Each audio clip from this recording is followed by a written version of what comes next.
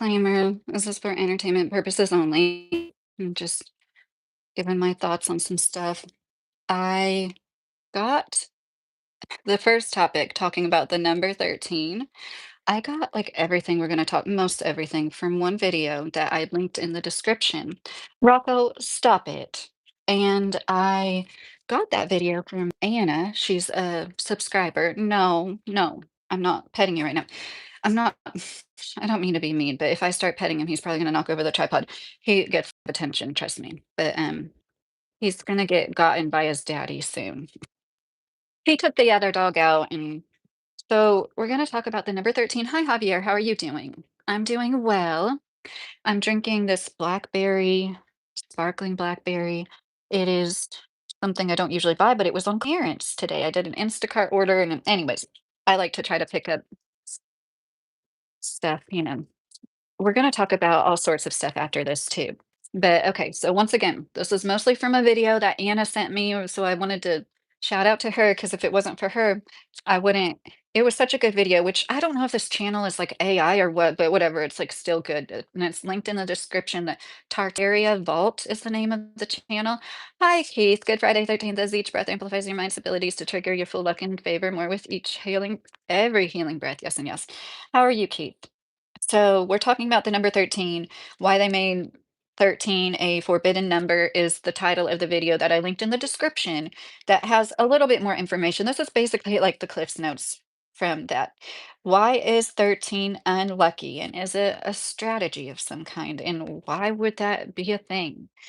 There's 13 lunar months that fit perfectly within a year.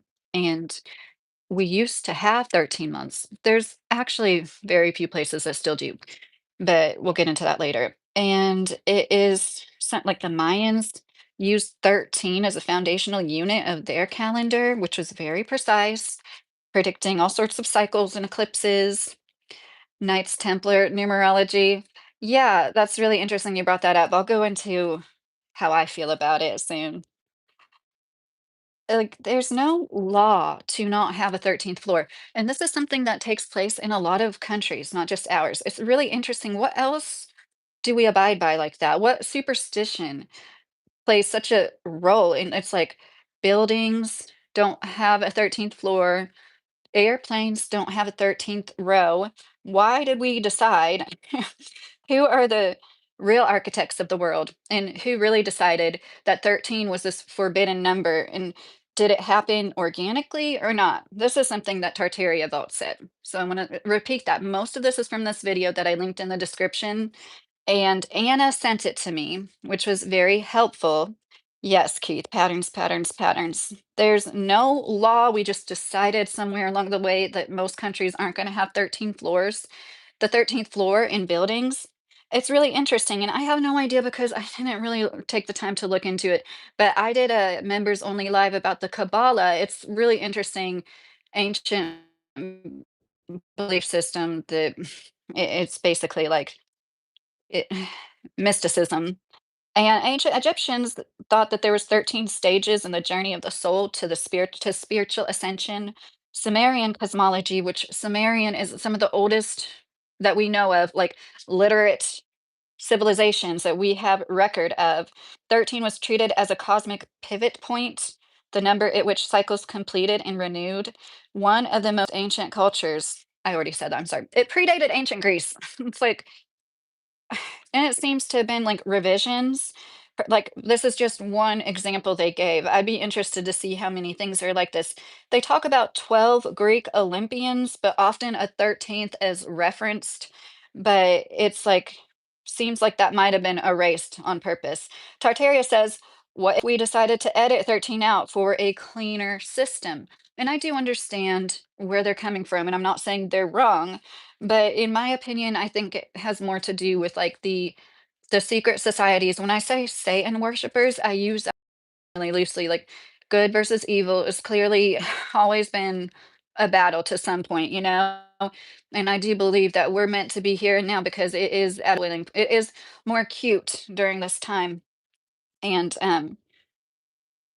it was the same powers that control every aspect of our lives that a few centuries ago, several centuries ago, decided to step in and change the way we do our calendar. And with that, try to like bastardize, try to, and I'm not trying to like make fun of anybody that truly does have a 13 phobia. I'm not trying to be dismissive of that, a phobia of the number 13.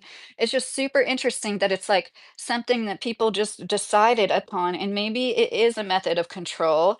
And kinda like daylight savings time, there's really no good reason for that, and it is discombobulating. They know there's more, like, car accidents on the day of daylight savings time, and I wanna say it said car accidents and, like, hospital visits, something like they know this is discombobulating to our systems, and I have no doubt that this could be, and I know that might sound really out there to some people, I get it, but that's what I think. It is a method of control. Ethiopia still has a 13-month calendar, and it's also Tartaria Volt. Once again, I don't want this to come off as like my research. Tartaria Volt said this in their video too. It was also one of the few nations who successfully resisted colonial conquest. Is that a coincidence? Maybe, maybe not. And a lot of people wanna push it off as, like, pagan stuff. It was, like, pagan, not even, like, but really it's, like, lunar, which I know is pagan too. The 2 things can be true at once, but it wasn't just, like, purely pagan. This is, like, a extremely precise mathematics. And, the most commonly cited origin of why 13 even is known as bad luck is the Last Supper, where there 13, was it Jesus and his 12 disciples, and that was 13 people? Like, I'm sorry, how why does that mean we don't have a 13th floor in buildings? Like, that is crazy. We're talking about the number 13. I've been fighting with the Democrat. I can't take it on here, Instagram and YouTube. They're attacking us for that for Trump. Oh, TWC, I know. Well, yeah, it's not worth talking to people that really don't agree with you, you're just gonna fight. You can ask anything you want, but I'm gonna get through my notes real quick. I'm like halfway through it. So there seems to have been the revisions and um, the history of how countries switched to a 12-month calendar is also like mostly unknown. And it's almost like they try to keep that from us, even, let alone what it was before. Like there are a lot of existing examples of the 13-month calendar from certain civilizations, and then it's really interesting how it seemed like, but why? Why would they do that on purpose? And then seemingly replace it with 12. And it's like, once again, Tartaria Vault went into this. I thought it was a really good point. 12 is divisible by so many numbers. It just seems to be so much more orderly in the system where we're all like obsessed with numbers. And it's just, we live, breathe, and die by numbers. And it just makes more sense, like, in a system built on taxation, that a number like 12 is just gonna be easy to incorporate. And, once again, I know that's, like, kinda like, "What?" But why would they make 13 so unlucky? It'd be different if they just changed it from 13-month calendar to 12-month calendar when it really is, like, the perfect 28 days, the cycle of the moon. If you had 13 months, there would be no weird February that does this weird stuff every few years and stuff. Even juries in the court system are in groups of 12, and there is a lot of that. There's a lot of groups of 13 and the dollar bill, which was designed by, I think he said, two men that knew a lot of ancient history. There's 13 stars, 13 stripes, 13 leaves in the olive branch, and 13 levels on that pyramid with the eye at the top. Ancient temple complexes are built in groups of 13s, like levels, 13 terraces, etc. And a lot of so precise, they cast shadows during times like equinoxes and eclipses. It's really amazing to think about how they knew that. And so that was, once again, mostly from this video, Tartaria Vault. I put it in the description if you want to. I pretty much said most of what was in the video, but it's a decent channel. Anna sent it to me, so oh hey Fendi. They won't take responsibility since 27% of them support it. Trolls know. I'm drinking Monsters TWC. How are you doing, Fendi? Let's see. Why didn't enslaved people pay taxes? They worked all the time, my friend. Well, that's the point of being an enslaved person. You're not getting paid anything, right? In Japan, they skip. Floor number 4, it's like our 13th floor. I didn't know that, Ford. That's really interesting. I wonder why that is. Yeah, Skater. That's what I was saying. The Kabbalah, it seems to be like there's this overlying, underlying network that underlies everything, literally everything. Oh, hey, Anna. Yeah, thank you for sending me the video. I said it like 3 times. I don't know if you heard it, but I was like, Anna sent me this video, and it was I linked it in the description. That Tartaria Vault really made me think. And then one of my other, hi Laura, how are you? I want to fly and get drunk. Oh, Jorge, I'm sorry you're not having the best day. Um, oh geez, I'm probably gonna rant a little bit, like, I'm sorry, but we are gonna talk about like things that are going on. How will Trump take responsibility for the harsh treatment of female students in Iran? Oh, you mean the murdering of them? Yeah, it's so unfortunate. So unfortunate. I don't know if you guys heard, but they announced at first they said 2,500 and then it was like 5,000 troops are going to be deployed. And I'm no expert. These are all my opinions only, but like it, and I linked a Sabby Sabs video that talks about what I'm talking about right now, the troops being deployed. She herself is from a military family, and her father, who was in the military, tells people not to join.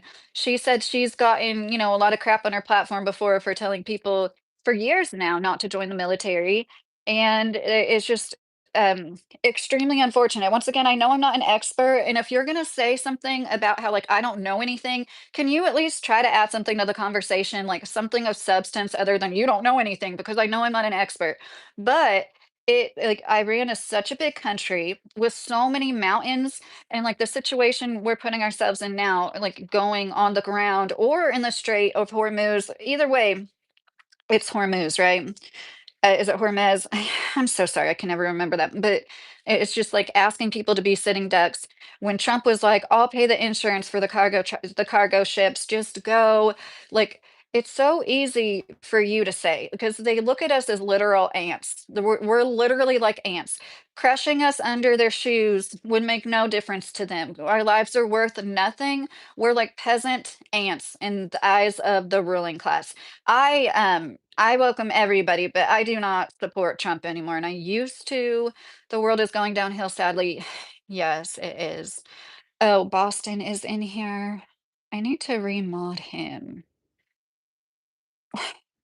I saw your comments last time.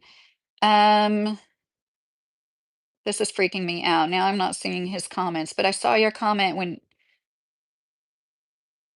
okay, sorry. Sometimes I have to go in my browser and do things in the YouTube studio on my browser on my phone, and it's literally like it's so freaking tiny, and I sincerely did something on accident, and now I'm afraid if Anna can see him, then he's not blocked. Where is he at? I'm sorry, guys. I don't wanna but yeah, it's extremely disappointing to see that they're talking about this. If you didn't see it, and it's in the Sabby Sabs video, it ain't going to go the way they think it is, and it's going to be fighting actually military that's organized, Fendi said. Yeah, and Fendi and I were talking earlier, or emailing, like, I just don't want you to think that I'm like saying something like I think it's my original thought. And Fendi brought up a good point. It's like these people have a completely different mindset than our soldiers coming from our country. You have to keep that in mind. Like they're defending their country and they sincerely believe that they're going to become a martyr. And I don't know the exact details, I'm sorry, but something about, getting into heaven easier, faster, a better level of heaven if they lose their lives in such a way. And it's like, and plus they're just like fed. Yeah, for decades, they've been dealing with regime changes that weren't their fault, in my opinion. Then in the 50s, Britain went in there and started trying to dictate their oil. It's always been about the oil and the resources. I mean, it's just so unfortunate to see Trump. Treasury Secretary Scott Bessent was on a live TV interview, got pulled off, and then when he came back to the interview, his voice is shaking. Once again, this is Stabby Sab's video in my description. His voice is shaking. He is he is bothered, in my opinion, and he's saying his own son wants to join the military.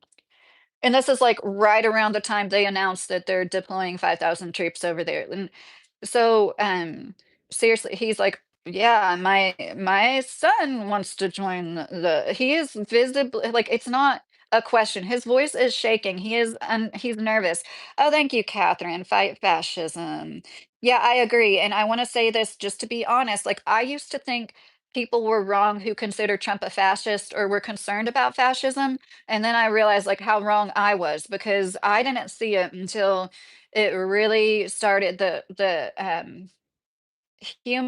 I'm sorry, women's rights, when I started seeing why couldn't they write the laws so women that have, and I'm sorry, trigger warning, anything could get brought up here, but I think they could make the laws better. It's weird because like I understand both sides, pro-choice or pro-life. I really do sincerely understand both sides, but this is making me more pro-choice than I ever was in my life.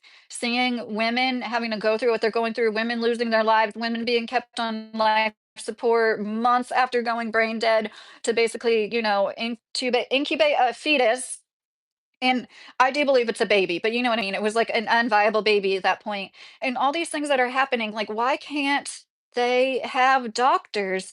That is so weird to me that they're doing this. And I know I talk about internalized misogyny a lot. There's just like deep rooted misogyny, and that's in women as well as men. But like, because people just sincerely care about women less in the big scheme of things, it's true. That's one of the reasons we have one of the worst infant and maternal mortality rates, the worst infant and maternal mortality rate of any first world country. And we spend the most on healthcare. Oh gosh, it's so horrible. This guy talking about his son, I have 3 sons, and it's extremely upsetting as a mother of 16 and 19-year-old boys to hear this and that. I am so disappointed in Trump. If I could be any more disappointed, if there was any cell in my body that had yet to be disappointed by him, it is now thoroughly saturated in disappointment by him and everything going on right now. And if you don't feel the same way, like good for you. I'm happy that you're not as torn up about it. But like this is gonna get so much worse before it gets any better, and I don't see between the okay, I'm gonna get into certain okay, so we talked about drones were stolen from Fort Campbell, Kentucky in November of last year, and they're just now talking about it. What the fuck is going on? I'm sorry. That is ridiculous. November 20th, they have 2 men on camera. They're like, if you know who these 2 men, they stole several drones worth, I forget. They're like offering a $5,000 reward. Why are we just now hearing about this? Did they not know? Did they just realize they were missing because it's wartime now? And then they went back in the security and like thankfully they still had it from November. Like that is insanity to me. That is so crazy. Um, Little Louie.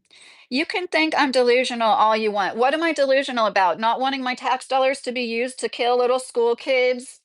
Not wanting people to be sent to die to make rich men money and not we haven't brought democracy to one country in my lifetime. Think of all the we go to help. We can't even help ourselves. Katrina, like we can't, it's so ridiculous to think that we're gonna help anybody after all the countries we helped. Oh, like Haiti, uh, Iraq, Afghanistan, Libya. None of these places were made any better. And when people talk about how it's like burning both ends against the middle. Both the people that support this war, I swear, the same people are saying the same. They were like, we need to help the Iranian people. They're being slaughtered by their own government. We need to help them. And now it's, you didn't know that the Iranian people say death to America and they have for decades and they want us dead. It's like, I thought you thought they needed our help. What is going on? No, I'm so sick of seeing people unable to afford healthcare, unable to afford basic life in this country. And things are only going to get worse. At this point, we are going to, California's already paying $8+ for a gallon for gas. That is crazy. It's only like 3 something here because like people are so freaking poor. The cost of living is so cheap because most people don't even make like $15 an hour around here.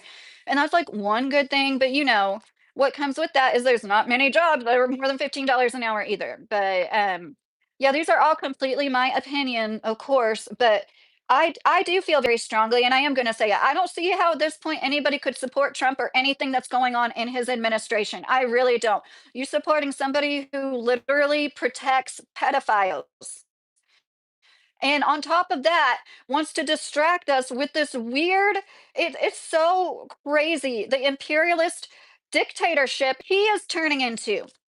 So this leads me to something I'm gonna I know I say this a lot and then I don't pull through. I genuinely do make a lot of edited videos I don't upload because it just seems so dry and, like, bad and boring to me by the time I get through it, and, um yeah, products. I'm talking about, like, entry level. Well, let's get into this. We're gonna start talking about, like, the American dream, what it used to be and what it is now, and how you used to just have to work a full-time job to be fine, to be more than fine, to even be able to have a wife at home and kids and maybe even 2 cars and a vacation cabin and all this shit nobody can afford now unless they're, like, upper middle class or wealthier than that. I saw oh my gosh, what is the name of their channel? I didn't link it because I really am intending on making an edited video. It's this couple, they try to come off as they're both Cuban, but in my opinion, I could be wrong about this. I don't think the woman is Cuban, okay? But she heavily insinuates that she is also Cuban, but then she talks about getting the K-1 visa for him. So she's American, right? So now they want to go tell everybody how if you're American and you're complaining about this country, basically how you're wrong and like everywhere else in the world is so much worse than here. In my opinion, I feel and they talk about propaganda when it's like one of the worst pieces of propaganda I've ever seen in my life. It's just like basically saying like, and she, because I didn't understand how she wasn't Cuban at this point. And I said to my husband, I'm like, why is she talking about like her husband's the only one experiencing this? Yoel and Mari and Yoel. I'm about to knock my sparkling water over. And the point is, she's like, "Oh, he's seeing he's this is his first time eating barbecue." And like it's like, yeah, there is so many great people and great things about this country. It's so diverse. Even the climates, like the mountains and the desert and the beaches. There's so much going on in our country. We even have a tropical zone. Florida has subtropical zones. It's like really is special. And the people is what makes it so special. And then like the mix of cultures and the melting pot and all of it is going to shit. And I'm not going to let somebody who's obviously, probably, in my opinion, some little rich daddy's girl that could go move to Cuba with her fiance for a few years because obviously it was good enough for you to shack up with some guy you liked. And then all of a sudden, and they said, and I watched one of their first two videos on their channel right now. Apparently, they used to show more of Cuba. I don't know if they like took those videos down, but when you go to oldest, one of the videos is like talking about going here and how Trump did during his first administration, this was like 2019 or something, he made it easier for them to do this K-1 visa process. I thought that was interesting. And so of course they're still like up his butt, even though he is protecting pedophiles, even though and like they're living, they never divulge what they're doing for they're well off, okay? There's no way these people aren't well off. Like the house they live in now, it's not a mansion or anything, but it's definitely a nice neighborhood. Most people couldn't afford without two jobs or one really good one. And they never say what they do for work or whatever. But then they want to shame us for complaining because how dare you complain? Like I said, we have the worst infant and maternal mortality rates in the first world country. We have the most expensive healthcare. I think it's fair to say, right? Like it doesn't get any more expensive anywhere else, right? And they wanted to let me get cervical cancer before they gave me a hysterectomy after 10 years of struggling with precancerous masses in my cervix due to both high risk the both biggest highest risk strains of HPV. I had them both simultaneously. And doctors kept saying it has to invade and go into a nearby organ in order to give me a hysterectomy. And I swear, the fifth one, the fifth year, I just kept trying different doctors every year. And people are, you need to stick with the same doctor, Lydia. Why would I stick with the same doctor when they're telling me that I need to get invasive cancer to get the organ removed that obviously isn't beating the cancerous stuff because it's been 10 years now? And the fifth doctor said yes within 5 minutes, never even got any of my medical records because of the insurance. I'm thoroughly convinced. I asked her, she denied it. I think it was the insurance I had through my job. If you have the right insurance, they'll give you a life saving surgery. If you don't have the right insurance, if you're not in a certain tax bracket, they wait for you to get one of the worst kinds of cancer a woman can get. There's no excuse for it. Nobody should be dying from cervical cancer in this country. And the reason why they do is because they literally that's what so many doctors like. It's not a clear guideline, obviously, because the doctor gave me my surgery. And when I had my last biopsy 2 months before, it showed stage one, which four is cancer. And then when she removed it 2 months later, it was stage three. So I was like right up to like right before cancer. I had done that like literally three times already in 10 years. Eh, Oh my gosh. I know I'm making it about me, but I don't see how anybody can honestly see the state of things unless they were raised privileged and have never really had to worry about the price of a gallon of milk or the price of a gallon of gas. They've never had to decide how they're going to pay for gas to get to work to make the money they need to pay for food and the bills. They've never had to count out change to go get a gallon of milk and a loaf of bread at the store, like most of us working Americans have. Whether you're unskilled or skilled, that's the whole point of this country. Unskilled labor, don't even get me started about that. Yeah, a lot of unskilled labor couldn't be done by a lot of people who think they're smarter than everybody else. You couldn't do what a lot of us do. I work I'm getting ready to go work in a warehouse full time. Oh, Mr. Carey, hey, how are you? So, stagnated wages, it's not you're gonna sit there and shame Americans. Like, no, I have been here and I know this woman, I'm assuming she's an American. Once again, she's like elusive about it.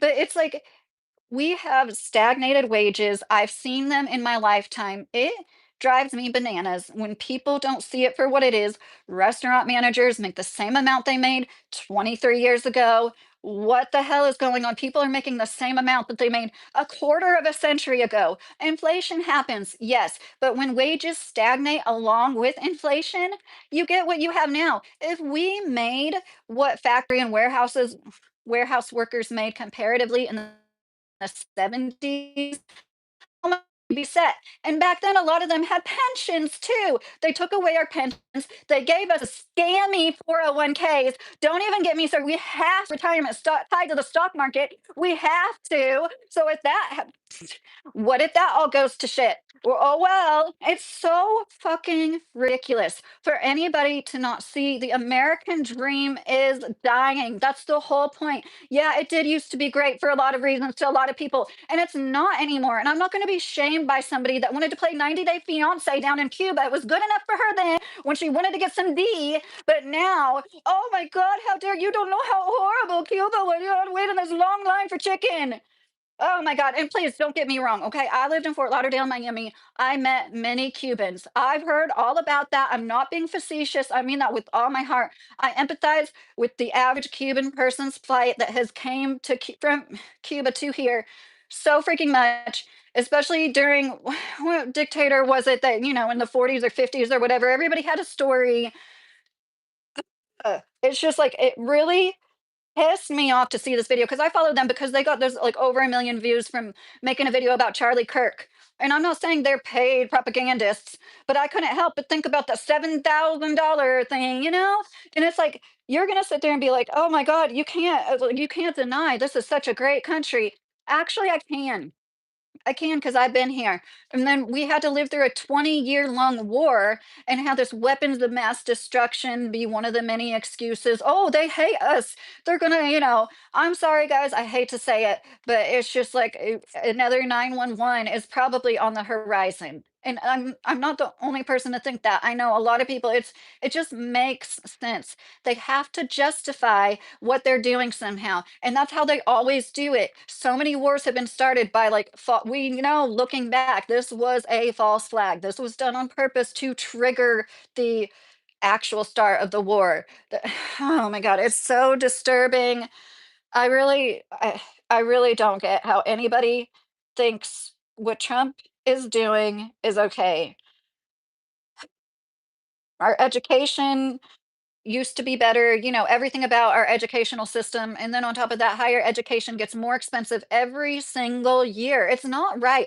And these people, okay, I can't stress this enough. I think being child free is great. I think if you control your fertility as an adult, that is a wonderful thing, whatever the freak you want to do with it. So I don't ever want to insinuate that I think everybody should have kids. And I do think a married couple is a family. I do consider like my childless sister and her husband a family. You know what I mean? And they've got pets and stuff. And like when my husband, if we ever don't have any kids at home, we will still. So, anyways, but she said in their video about me, we moved here from Cuba as a family. Doesn't that heavily insinuate you have children when you say it like that? You moved here as a married couple, or you moved here as an engaged couple, sure. And so, what that brought up, once again, I'm not saying everybody has to have children. I cannot stress that enough. But they have no idea what it's like to raise children here, what it's like to give birth here, how much it costs to give birth here, how horrible the outcomes are, and we're like, and why so many women are like deciding not to do it at all, especially with the way the laws are, to where if you miscarry naturally, you might not be able to get a DNC. That's the procedure in which they kind of like clean out your uterus and make sure nothing's left behind because it could cause an infection. So many women died from pieces of the placenta being left behind, or unfortunately from, miscarrying a baby, the baby part of the baby or the placenta. Like that was so common. And then it causes like septic shock or probably. And like that is so horrible to think about. It's so completely preventable. I've known so many women that had to have DNCs. Okay. I've heard the horror stories. One woman, I'll never forget her telling us about it. Trigger warning. If y'all can't handle what women go through on a daily basis, that she had miscarried twins, kind of far along, and she said the doctor put their entire fist in her and was like, "I can't give you anything for this. I'll make it as quick as possible." And she said it was like so painful. She had already had like 4 or 5 kids at this point, way more painful than anything she'd ever endured before as a mother in those terms. And it's just like the things women go through, and we just go along. I think it's like built in us. It's part of like how we even keep doing it, how you even go through birth once and rip your genitals open and then you want to go do it again. Or the women that get C-sections, oh my God, even more so, get cut from side to side and then have to take care of the baby. And like you hardly ever hear anybody complain about it. And oh my God, if they do, they have every right to. We just like, I can't stress it enough. You don't have to decide about, I love you, honey. Good night. You don't ever have to decide about what school to put your kid in, if your kid needs an IEP, and like which school is best for your kid that needs more one-on-one.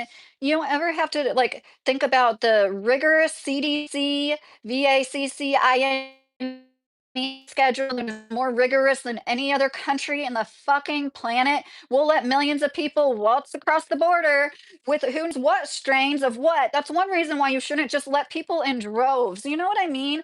When I went to Miami as a teenager, they made me get a tuberculosis test. I had to get all sorts of shit just because Miami was an area where there was more immigrants. I had to literally get more than I had in my mom got me everything that Indiana required. Florida required more. And yeah, I did have a bad reaction to that. And you don't know what the TB test is. They put the needle in, like, instead of going like in your skin, it goes like I'm like shaking thinking about it.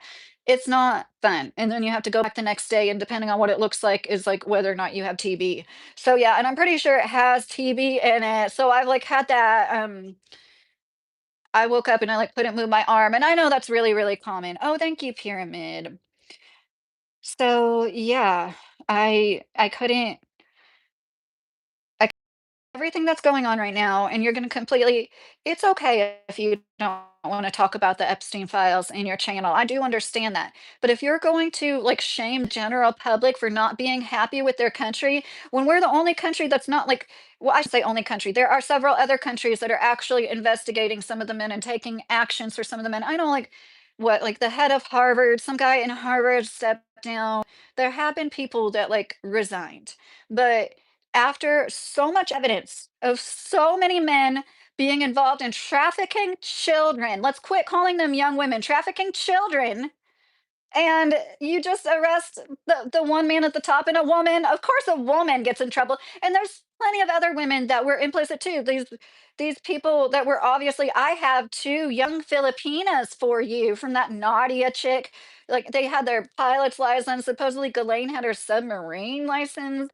And it is just so disgusting. The lifestyle that these people, the things some people will do, it's just like the grabbing by the comment that made. Yeah, well, I hate to say it, but it's just like people in general, that Epstein's private chef was on Joe Rogan. Joe didn't ask him shit about Epstein. It probably was agreed upon first, I would assume. But what was her name? I'm sorry, I am blanking on the Virginia Giuffre. In her book, she wrote about how she would be like stark naked. That's like just the thing the girls did, walk around naked. And she'd go to the kitchen to talk to that chef because she appreciated him because he was one of the few people around that really made her feel like he was treating her as a human and not a naked child, I guess. I'm just so floored by like, oh my God, it's so disturbing. So many people are involved.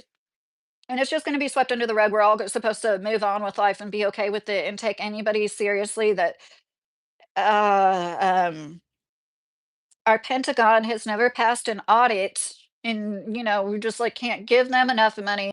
And then I don't know if you saw, but they spent like so much money because by the end of the fiscal year they have to spend what's in their budget. And when they're given this enormous budget of billions of dollars, then it ends up them spending I don't know how many hundreds of thousands on like shrimp and steak and everything. Is we The only time we ever buy steak is when it's like 50% off. Like most of us can barely afford to keep ground beef and chicken in our freezers, let alone, oh my God. But I really was like, I don't want to sound like I'm going after, I'm like trying to start a fight with somebody, but that just I haven't explained it well enough. The Cuban couple, I say that like the way she talks, it is so confusing. And that's why I like watched like 5 videos trying to understand, okay, she really does a good job glossing over it. This is what I take from it, and I could be wrong. She was living in Cuba. They decided to go to Guyana, which she called Guyana like a million times, and it's extremely disturbing. Guyana, Guyana, Guyana, Guyana, because that's like what happened when you wanted to do this then. Whatever. When I guess people weren't Cuban, even if one of you was American, you had to go to Guyana. And then, I might be, I know it's not Guyana, whatever it is. I know that's not it.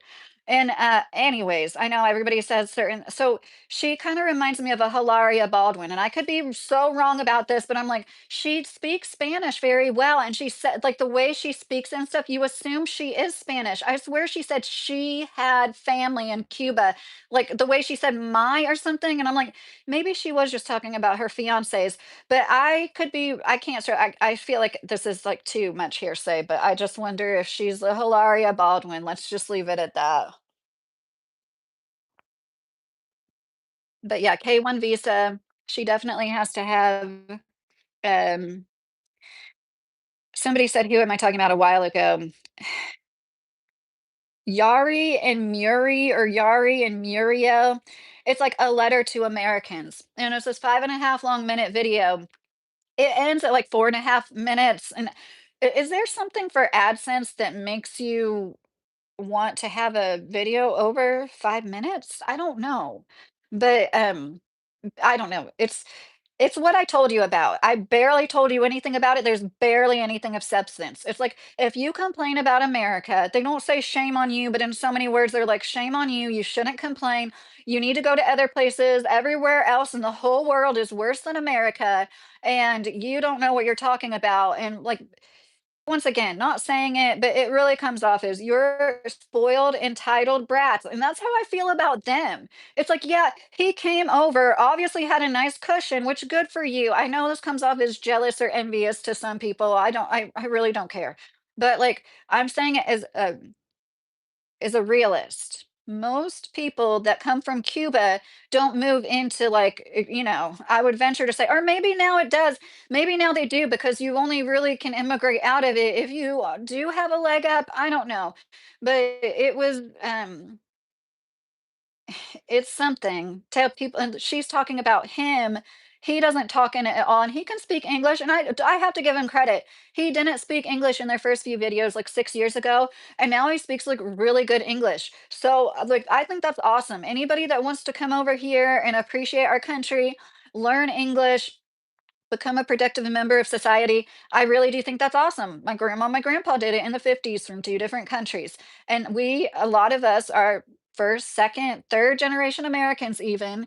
And we have been taught how horrible a lot of other countries are and how, with all its faults, we still do have one of the best countries in the world. But nowhere is perfect. There's always going to be pros and cons no matter where you go.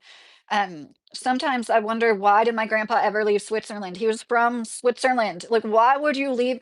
Switzerland is so gosh darn beautiful. Like, it's unreal. It's like literally another planet when you see things from Switzerland.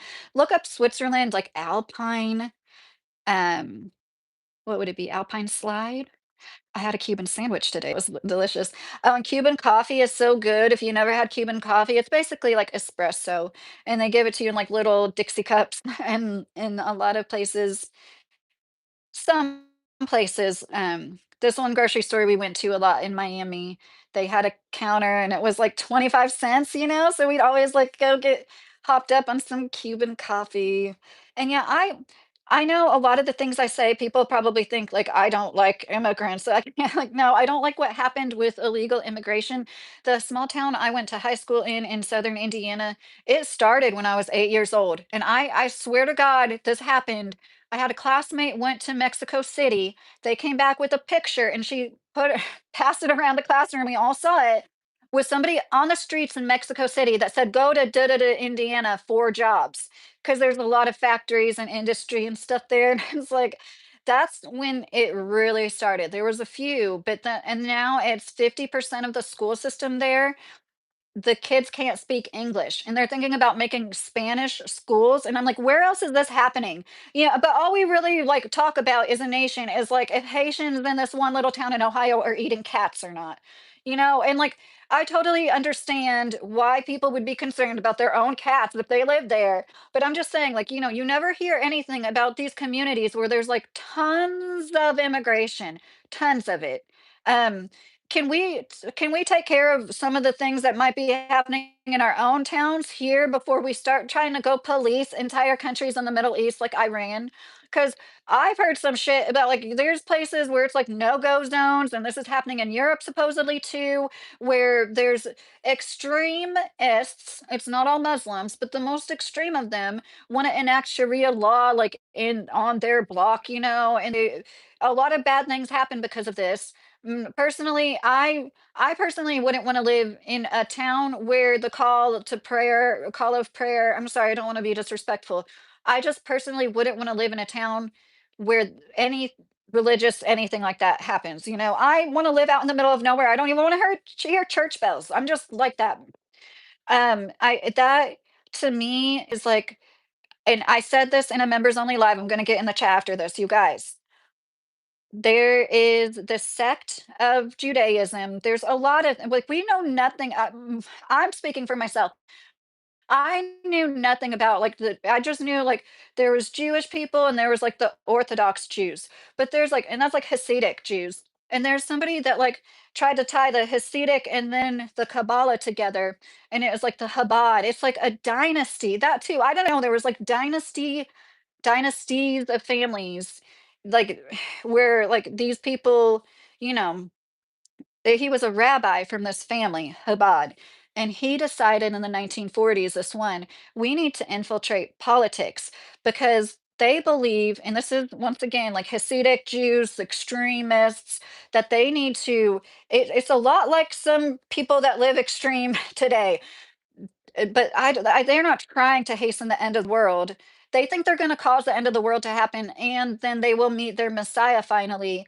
The more people act and believe exactly like them that are Jewish, they want to get all Jewish people to live and be like them. And then everybody else has animal like souls. And there's these, you can look it up, Noahide laws. Look at the seven Noahide laws, the Chabad.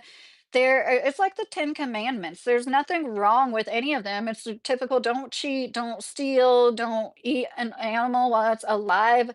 And there is a law that George Bush Sr. signed into. I know, I'm trying to say this as succinctly as possible. In 1991, March 20th, 1991, on another rabbi's birthday. I don't, he was 90. Maybe it was the guy from the 40s, actually. It's like known as like Education and Awareness Day, but it was like in his honor and his birthday. And it literally says in a law that our country was founded upon these Noahide principles. That was so crazy to me. Right around this time, this is around the time they really started to ramp up the, you can't say Merry Christmas, you have to say Happy Holidays. You can't say Happy Halloween, you have to say Happy Fall Festival, you know? I'm so sorry to like cough and stuff. Hey, Ashton, how are you? So it's like when we're talking about like separation of church and state, and we thought everything was becoming more and more secular. It's actually like, no, actually in the 40s, they already laid roots and like a game plan. Like we need to get as many people, and it is interesting that, so like what were our founding fathers exactly talking about every time they said God? When you pay attention to red and blue, you don't see the I'm sorry. Yeah, and when they wrote the Constitution, they said we don't need to dust off any old books, meaning they weren't going to infuse it with the Bible. I should know Thomas Jefferson was my cousin. Oh, Mike Avery, that's so neat. Saying Merry Christmas is anti-Semitic slices. Oh my gosh, you guys. Infiltrate the people who don't fight, utilize empathy, and populate, Sebastian said. Right. Slice. Well, I wouldn't want to live by Sharia law as a woman. Um, there's certain things I don't agree with at all. Like a woman's woman's testimony is worth like 1/8 of a man's or something. I'm sorry. I know I have an open enough mind to see that there are good things, even about something that I consider overall oppressive for women. There's people that I don't believe are oppressed in practicing Muslims. You know what I mean? They like take the good and leave the bad, just like Christians do often. Like I don't judge all Muslims, but it makes me really sad to see women. I never saw a hijab, it was the whole, gosh, now I forget. I used to know the word. It was a whole get up, and like their eyes were even covered. It was like a mesh. You could barely see their eyes, barely. Like I couldn't imagine walking around the world and beside when I'm at home having to look through like how uncomfortable and hot that would be in anyways.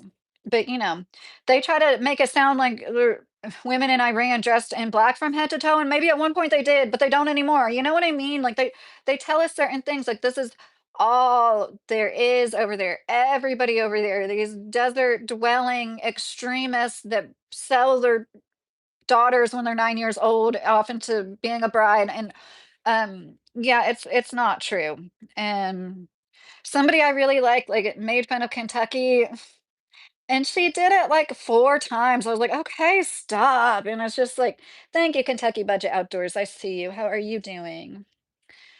Um But yeah, these people, that sounds rude. Whenever that comes out of my mouth, I always feel rude. I'm sorry. The people whose YouTube video I'm talking about, who one is Cuban, one tries to make it sound like she might be, but clearly she's not. If she could get him the K-1 visa, they completely gloss over like the reason why Americans are upset, it's not because they're spoiled. And I feel like that about young people. I am so proud of my 16-year-old son for trying to get a job. He's had several job interviews. He really wants to work. I know he sincerely wants to work, as a lot of us did at that age. But it's okay if you or your kid, you didn't, or your kid doesn't. Um, Especially this one place like offered him a job, and it was seriously 7.50. What is minimum wage? I'm pretty sure it was 7.50, and it was like 35 minutes away. I'm like, I'm sorry, I can't justify you driving to and from work that far, making such little money.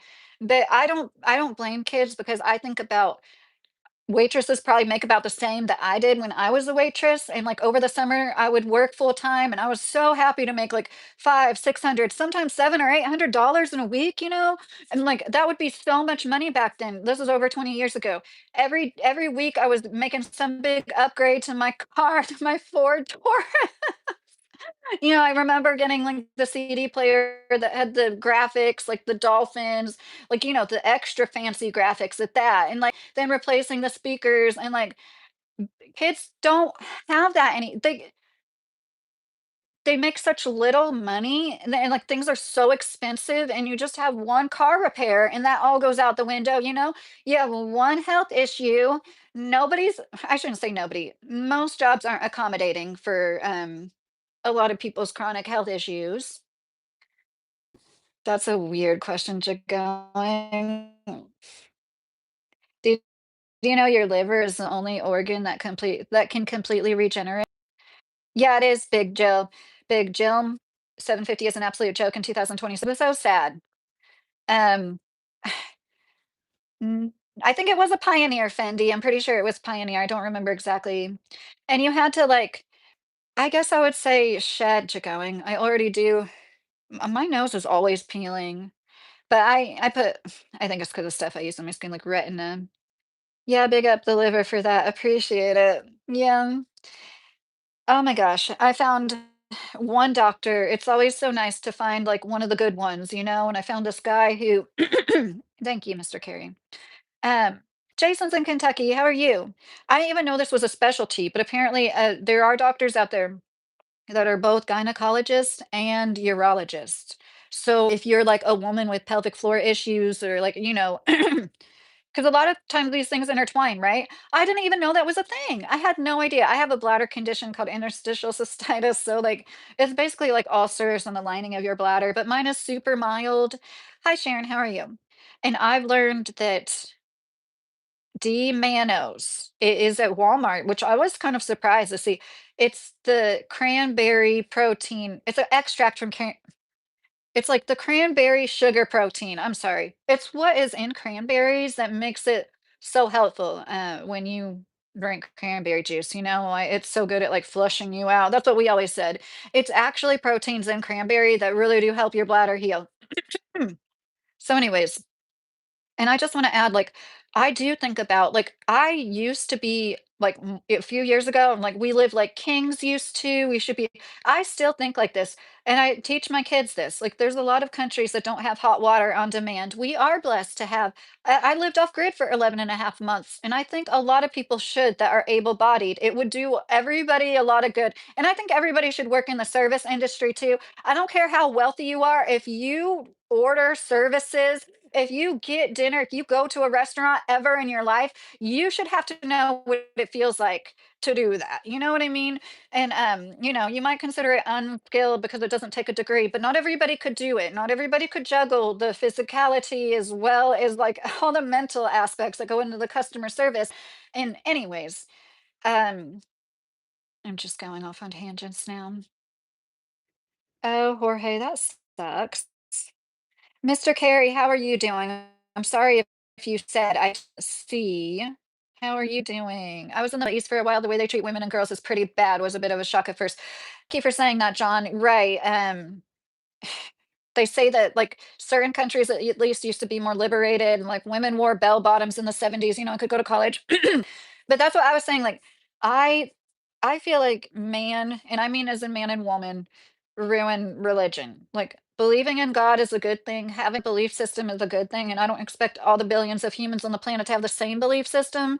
And I feel like there has to be really good, there has to be some merit to all the, what is it, 7 major world religions, or they wouldn't have hung on as long as they have and everything. But unfortunately, just like Christianity, it can be used as a weapon, you know? And like, yeah, it is, that's what I was saying, like, I would personally, it's unfortunate, but somebody came in here, and I know they could have been trolling, but they were talking about how women in India respect their men and stuff. I'm like, "Yeah, women in India get gang raped for becoming a doctor," and I'm sorry, I know India is full of great people too, but I have heard such horror stories, and I've seen people who, like, from India themselves being like, "Yeah, don't travel alone here," or like, you might not know the rules and go to a beach and think that you can wear a bikini in like Mumbai, but like that is not, nobody else will be wearing a bikini. And the way they act is that I think this is kind of along the lines of some of the things that Yari and Muriel, whatever, were talking about when they said, you don't know how bad it can get. Yes, we do know how bad it can get because it's getting there, you know, because the American dream used to be so great and attainable. And now it's harder than ever for anybody to climb up the economic ladder.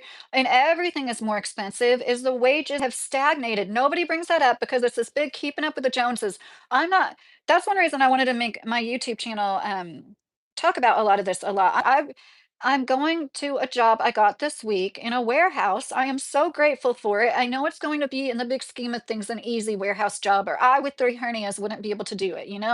I am excited to have the opportunity. I did a $42 Instacart order today. It was so fucking hard. And I was like, I'm so grateful for the gig work when we need a little bit of money, but it really is hard. I could make $100 easily, but I would be driving. I mean, I would be spending $50 on gas and driving for 4 hours, and it really is tough.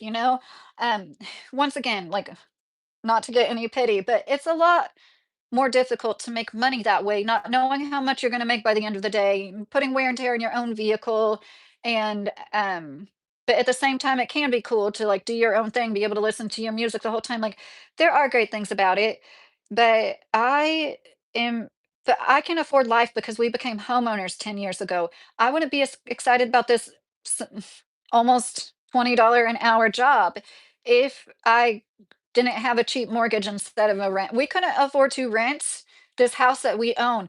That's not right. It didn't used to be like that, like 40 years ago when the wages started to stagnate. And there's this video, I believe Jack Morgan. I know I bring him up a lot because he uploads a lot and I watch most of them. And his was something about boomers don't get it.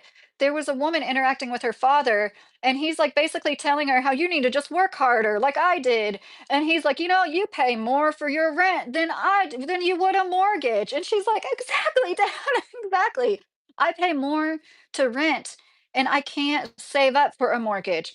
And you know what he said? He was like, shut the hell up. It just got to the point where he didn't have a good enough rebuttal. And instead of looking it in the face is what it is, and at least empathizing, you don't have to do anything to fix it necessarily, but can you at least, I think a lot of our parents were horrible at that. And at least be able to look at your daughter and be like, yeah, I do see how things are. Why is that? Like, why do they have too much pride to see things the way it is? And hand in hand with that, like, attitude is like, we were told just go to college. Anybody can get student loans. Somebody, seriously, a teacher told somebody I care about that. And that I remember that person going to college and then like regretting the first, it's just like, just thinking about, and I know they had good intentions, but thinking about what that can turn into and how predatory that system is. Yeah, I think it's predatory. And like, meanwhile, we'll bail out farmers all day long. Farmers get like the most welfare of anybody. And like 80% of them are against student loan forgiveness, but they get forgiven for every crop that fails. And like, when I made that post about monocrop farmers, please believe I know there are good farmers. We live in like cattle country. There's so many beautiful farms where cattles are doing what they should, living in nature, shitting on the grass after they eat it a little bit and then trampling on that and making it beautiful. Did you see the shorts I uploaded today? Seriously, the greenest grass you will ever see in your life. It's like you're on mushrooms or something. It's so vibrantly green. That's why it's called the bluegrass state. It's so green, it's blue. It's crazy. And look, I don't know if it was a cover crop, but it was like, gosh, there's some fields are like breathtakingly beautiful. There's something is so precious this time of year. So many baby cows being born. The cutest thing in the fucking world is baby cows prancing around like puppies, playing with little daffodils and stuff. I seriously saw baby cows, 2 baby cows playing with a little bunch of daffodils. Cutest thing in the freaking world. And like being able to, like, there are a lot of good-hearted farmers. I don't wanna put them all, I don't wanna throw the baby out with the bathwater, and I know we need them. It's not lost upon me that we even need the monocrop ones. They help feed the animals that we eat and everything. I get that. But, like, this is you just don't hear about, like, grass-fed that much, like Kentucky. There's so much of it, though, but a lot of it's probably grain finished, and personally, I like that. I don't mind grass-fed with, like, some corn grain at the end. Okay, I'm sorry. Jason, I was kind of passing through and seeing you talk about liver and stuff. Anyway, reason it caught my attention. I had a really bad kidney infection about a week and a half ago. It's been Jason, are you still in here? Um, D Manos might it helps your urine, not giving any medical advice, but like D Manos is a cheaper supplement. DMANNOSE. Kind of like mayonnaise without the YO? Not really, no, not like that. Oh my god, the liver is not the only organ that can completely regenerate, so can the skin. Oh, Joe, touche, Joe, touche. That is a very good point, thank you. No, that'll get you locked up, Jason said. America isn't doing too well with crime either. Yeah, so okay, what do you guys I know okay, so are we just seeing more body cam videos, or is there, like, really more perverts? Because it's like every time you turn around, there's another like, it seems like more women, like, than ever before, and then people are like, "No, it's not more creepy teacher perverts. They've always been there. We're just seeing them more because of the body cams and everything that the media that's available." I hope that's true, but I don't believe any numbers. I don't. And I hate to say it, but I feel like with the social media and like did you see the case? A small town mayor in Louisiana had sex with one of her 16 or one of her teenage son's friends who was 16 years old. This poor boy, like he obviously had a problem with it. He was like, I didn't know what was going on. He like made her stop. And then his mom contacted the woman and had her made sure she was ordering a plan B. And that was part of it. The DoorDasher testified at the trial. And the DoorDasher knew that was like the mayor's house. You know, it's a small town. And like she had taken her kids trick or treating there or whatever. So, anyways, I mean, a woman that would have sex with a 16-year-old or like 43-year-old woman that would do that, I guess she would be brazen enough to just order Plan B. I would be too freaking paranoid if I was the mayor of a town to order something like that through DoorDash. But, anyways, these are the kind of people that probably never do anything for themselves. And good on you if you can afford Instacart and stuff like that and you get it, like good for you, seriously. I had the nicest interaction with a lady earlier today. She has a beautiful house. And she said thank you again to me, like after I was down the road. And so I got because I didn't want to say it at first. And I was like, oh, your house is so beautiful. So it's like one of those made to look old new construction. It was white. It was like a gingerbread Victorian. Oh, it was so fucking cute. But I could tell it was new. And I don't mean that in a bad way. You know what I mean? I could just tell. But anyways, she was so freaking sweet the whole time. And so like when I talk about like, I just feel like people probably think I'm talking about anybody with a little bit of money. I'm talking about the owning class when I'm talking about like, I'm trying not to say elite, you know, the people that don't have to work. I think those people probably work. They probably earn their money.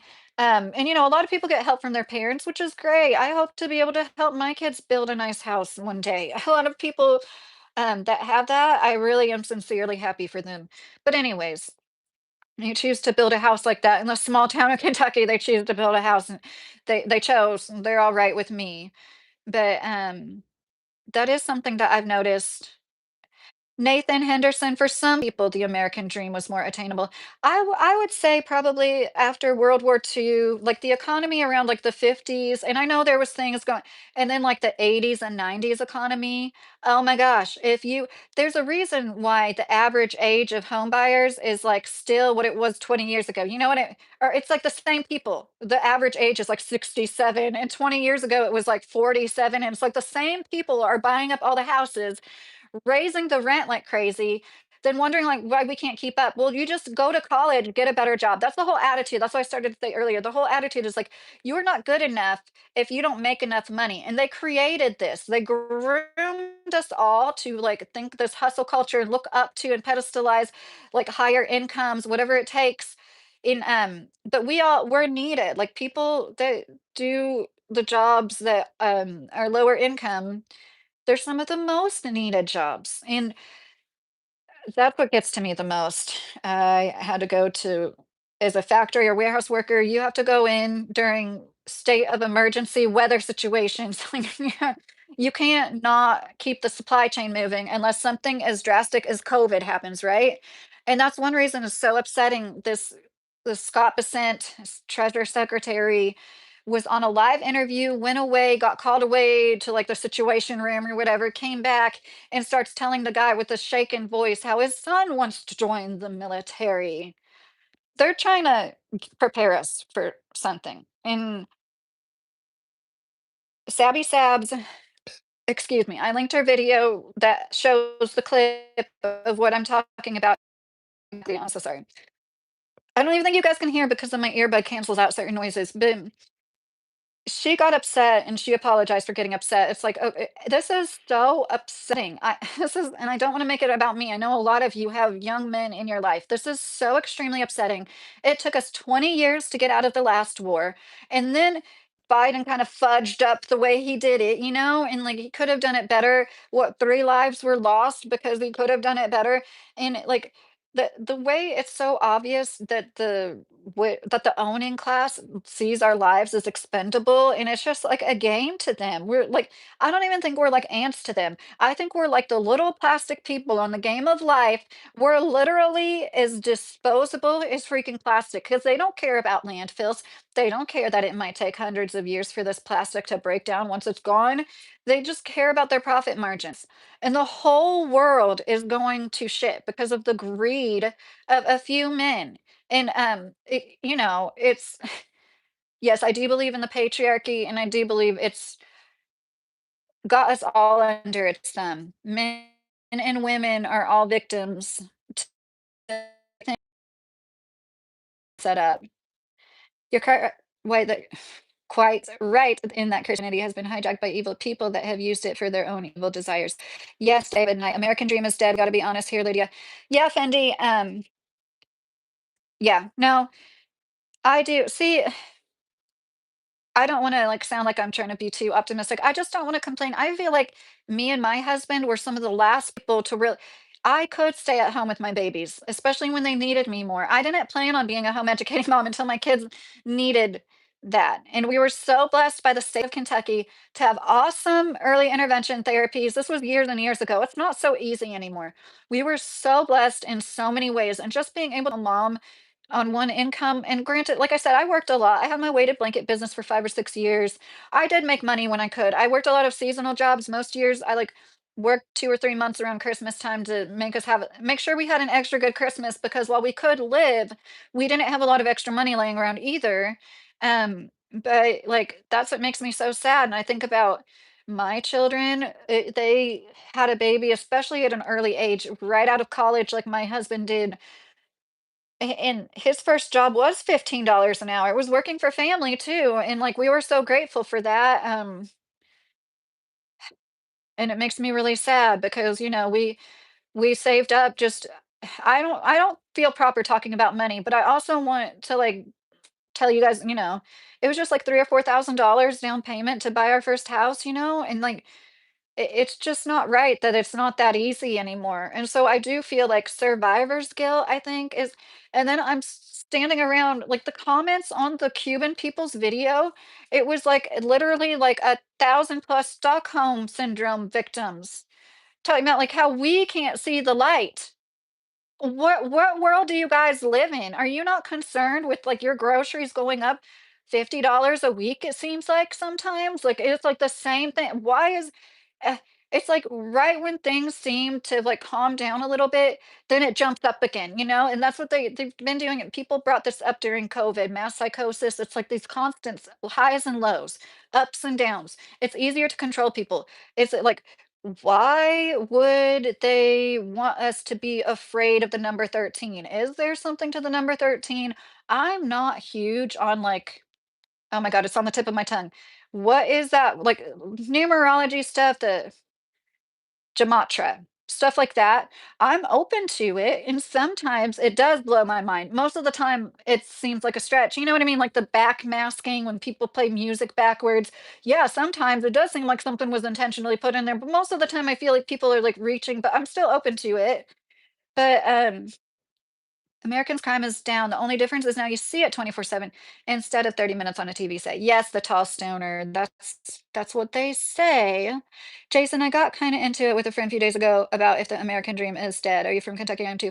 Yeah, Jason, if you're still in here, Jason, I am from Louisville, but we live in central Kentucky now. Hi, official, if you're still in here, how are you? That's the main reason I've continued to stay in Kentucky my whole life. If you're going to go to college, you should be when you are in a place where that degree is going to help you in your career. Yes, Kevin. Like when thank you, David. When I consider going to college, I've looked into it several times over the last few years, so not recently, because there's certain AAs Kentucky will practically give you for free. There's like certain AAs if you don't have a college degree already, Kentucky will like pay for yours. And I was like, oh shit. I seriously consider being a radiologist, but I feel like that's something that AI is going to take over. Like as soon as, and I don't know if I would have debt from that or not. But then I'm like, I don't know if I want to be exposed to radiation, which you shouldn't be. But then you're trusting everybody calibrates the system and the machines or whatever. So anyways, that was also a concern of mine, like, I don't wanna have to be subjected to get the flu shot every year. I'm not ever getting that, you know what I mean? Having to deal with the medical settings, probably not the best career for me. And then it was, like, landscaping. I was like, "Oh, yeah, like, botany and stuff like that," and then it's like, basically, most of the jobs are spraying pesticides, and so I don't wanna expose myself to pesticides.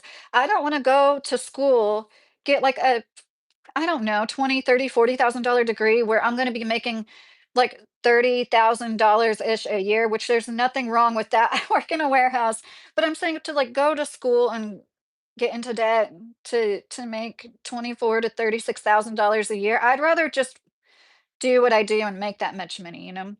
Banks screw you daily. Yes, money bags. It's expensive to be poor. How are you, Moonshiner? How are you doing? That's unfortunate, Damien. That's so funny, Michelle. Lady, you're a fruitcake. I've been to Louisville, Kentucky only 2 times in my entire life. Peace Ninja. Did you know it's called Louisville? Louisville. It's not Louisville or Louisville. It's Louisville. The trick I think a lot of people don't get to say the vowel at the end. You know what I mean? Louisville. Anyways, I know that there's other places that get mispronounced sometimes, but I swear it's like the most mispronounced city. I started a crypto portfolio. Oh, is this a In 2017, it was well worth my while. We were beginning the largest wealth transfer in history. The American dream is alive and well. It's about attitude, money bags. No, that's a good attitude to have, money bags. And if it's worked out for you, good for you. But a lot of us didn't have, especially around that time was when things started to get tighter. At least I know for us, like blue collar workers, we don't have. But I really like, I think when young people, I read this most inspirational story. I'm so happy for anybody that climbs up the economic ladder because it's still possible. It's just not as probable, you know? But I read this comment where this kid was saying he saved up all the money he made, bought a food truck. I know he could have been lying. Take it with a grain of salt. God, I have to say that every time. But he said he owned a food truck and was making great money. And I thought, like, yeah, it is possible, you know? And I think a lot of people, they're not in that mindset. I know my family was like my mom was so discouraging. She like I told her I wanted to go to school to be a journalist, journalism degree, and she discouraged that. That's so dumb. That would have been the perfect degree for me. But that is something I think that's like not just immigrants, there's Americans too. But it seems like a lot of immigrants they're instilled with that mentality, like, you can be a business owner, you can go to college and get a degree. Not only that, but you should and you need to in order to, like, really elevate your life, and a lot of them take advantage of opportunities here, and I've witnessed that in my life that, like, some people that are immigrants and Lovely Tea, probably my oh my gosh, maybe my favorite YouTuber of all time, I love her so much. She's a Nigerian American. Her parents are both Nigerian, and she said, she's heard this a lot, like, immigrants, like, they're like, "You guys don't realize the opportunities you have in your own country," and I do understand that viewpoint, I do get that, but that's what I'm saying, like, shit has been so different, and, like, money bags, and you said the largest wealth transfer, yeah, that is true.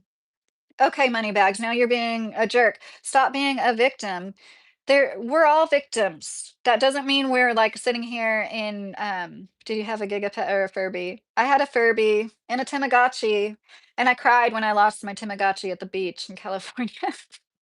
So yeah, um, I think that everybody's a victim, even the people that make good money. We should all have thousands of dollars more coming in. Like at least, okay, maybe people like us, like 1,000, 2,000 more. If you make like more, you should have thousands more coming in. We might not get to see our social security. We're paying into things that we're not going to get the advantages of possibly. Our 401k, we have our retirement intrinsically tied to the stock market no matter what you do. People used to have good pensions, and there's some companies that still do. I know UPS is one of them, but that used to be like a motivation, one of the reasons why. And with the population increase and the increase in technology, companies didn't need to try to make people loyal to them for decades. It didn't matter as much. They actually prefer the turnover rate because they don't want to pay you the retire, they don't want to pay you the benefits, you know? And so, like, to see it for what it is, and I like that's I don't know how many people are victimy are like talking about how excited they are to go work full time because honestly, And this is my problem, like, the stay-at-home parent, you never get everything done you wanna get done. When you have a special needs kid to take care of and educate, and a house to take care of, and chickens and 2 dogs, and, like, we cook every single day, every once in a while we don't, but, like, most nights we cook. It's never done, and it'll be nice to, like, go to work, come home, and feel like what I had to get done that day was done. I sincerely feel like that, I really do, and that's not to say that it's not a luxury in a way or a privilege to be able to stay at home, like, that's what I was saying earlier. I feel for people if you really wanted to stay at home. Childcare costs so much, oh my gosh, it's another example of the greed, I'm sorry, nobody says this, I'm gonna say it. It's another example. It's just like what's going on with healthcare, with almost everything. The higher ups make way too much money. These young women, because that's mostly women, the vast majority of them taking care of our babies are paid like $9 an hour. It's one of the lowest paying jobs. And there might be exceptions. And especially if you have like a teaching degree and you're like an educational type preschool, you probably get paid better. But I don't, it's not right. There's such an important job, the lives of our children are in their hands and they get paid like it shows what we think in a real modernized society. Wouldn't that be one of the like highest paying, you know what I mean, hourly jobs? Taking care of children. Why is that not important?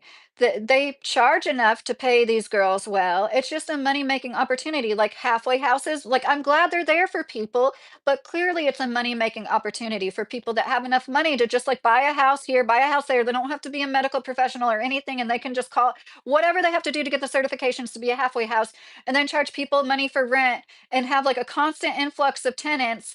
And like, it's so unfortunate. It's sad. Like, these things and it's like that with everything, literally everything. The people at the top get paid way too much, and that's part of why, in addition to the stagnated wages, oh my gosh, it's like I feel for people, and whenever somebody looks right past that, it's like I'm not gonna feel as bad for these people when society collapses and they act surprised by it.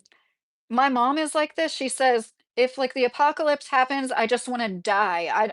I wouldn't wanna be a prepper because what's the point in living? If something really bad happened, I would just wanna die." Sorry. That is so weird to me, Mr. K. I'm sorry if you I wanna look at your comments really quick. Oh, geez Louise. I didn't see you, Louisville. No, Mr. Carey. Um I didn't see you answer how you are doing, but I hope you're doing well. The same. How are you all? I see your comment now. We're doing good. I start my job this week and we're doing good. Listen to me, research couple. Not trying to be a jerk. I'm showing you a way out. Yeah, money bags. We've sold 2 properties over the last 7 years, and I'm not gonna say how much money we had when we bought this property, but I really did think about investing in something, a business. It was like the worst time to start a business. I'm like, I don't want to put all this money into a business when I could put it into a home, where I know it's like more stable and like I give anybody credit that has the balls to like do something like that, but honestly, I thought you were a troll for a second, but then I could tell you weren't. But I honestly thought you were one of those like, go to John Smith for crypto advice. You know what I mean? I thought it was going to turn into one of those things.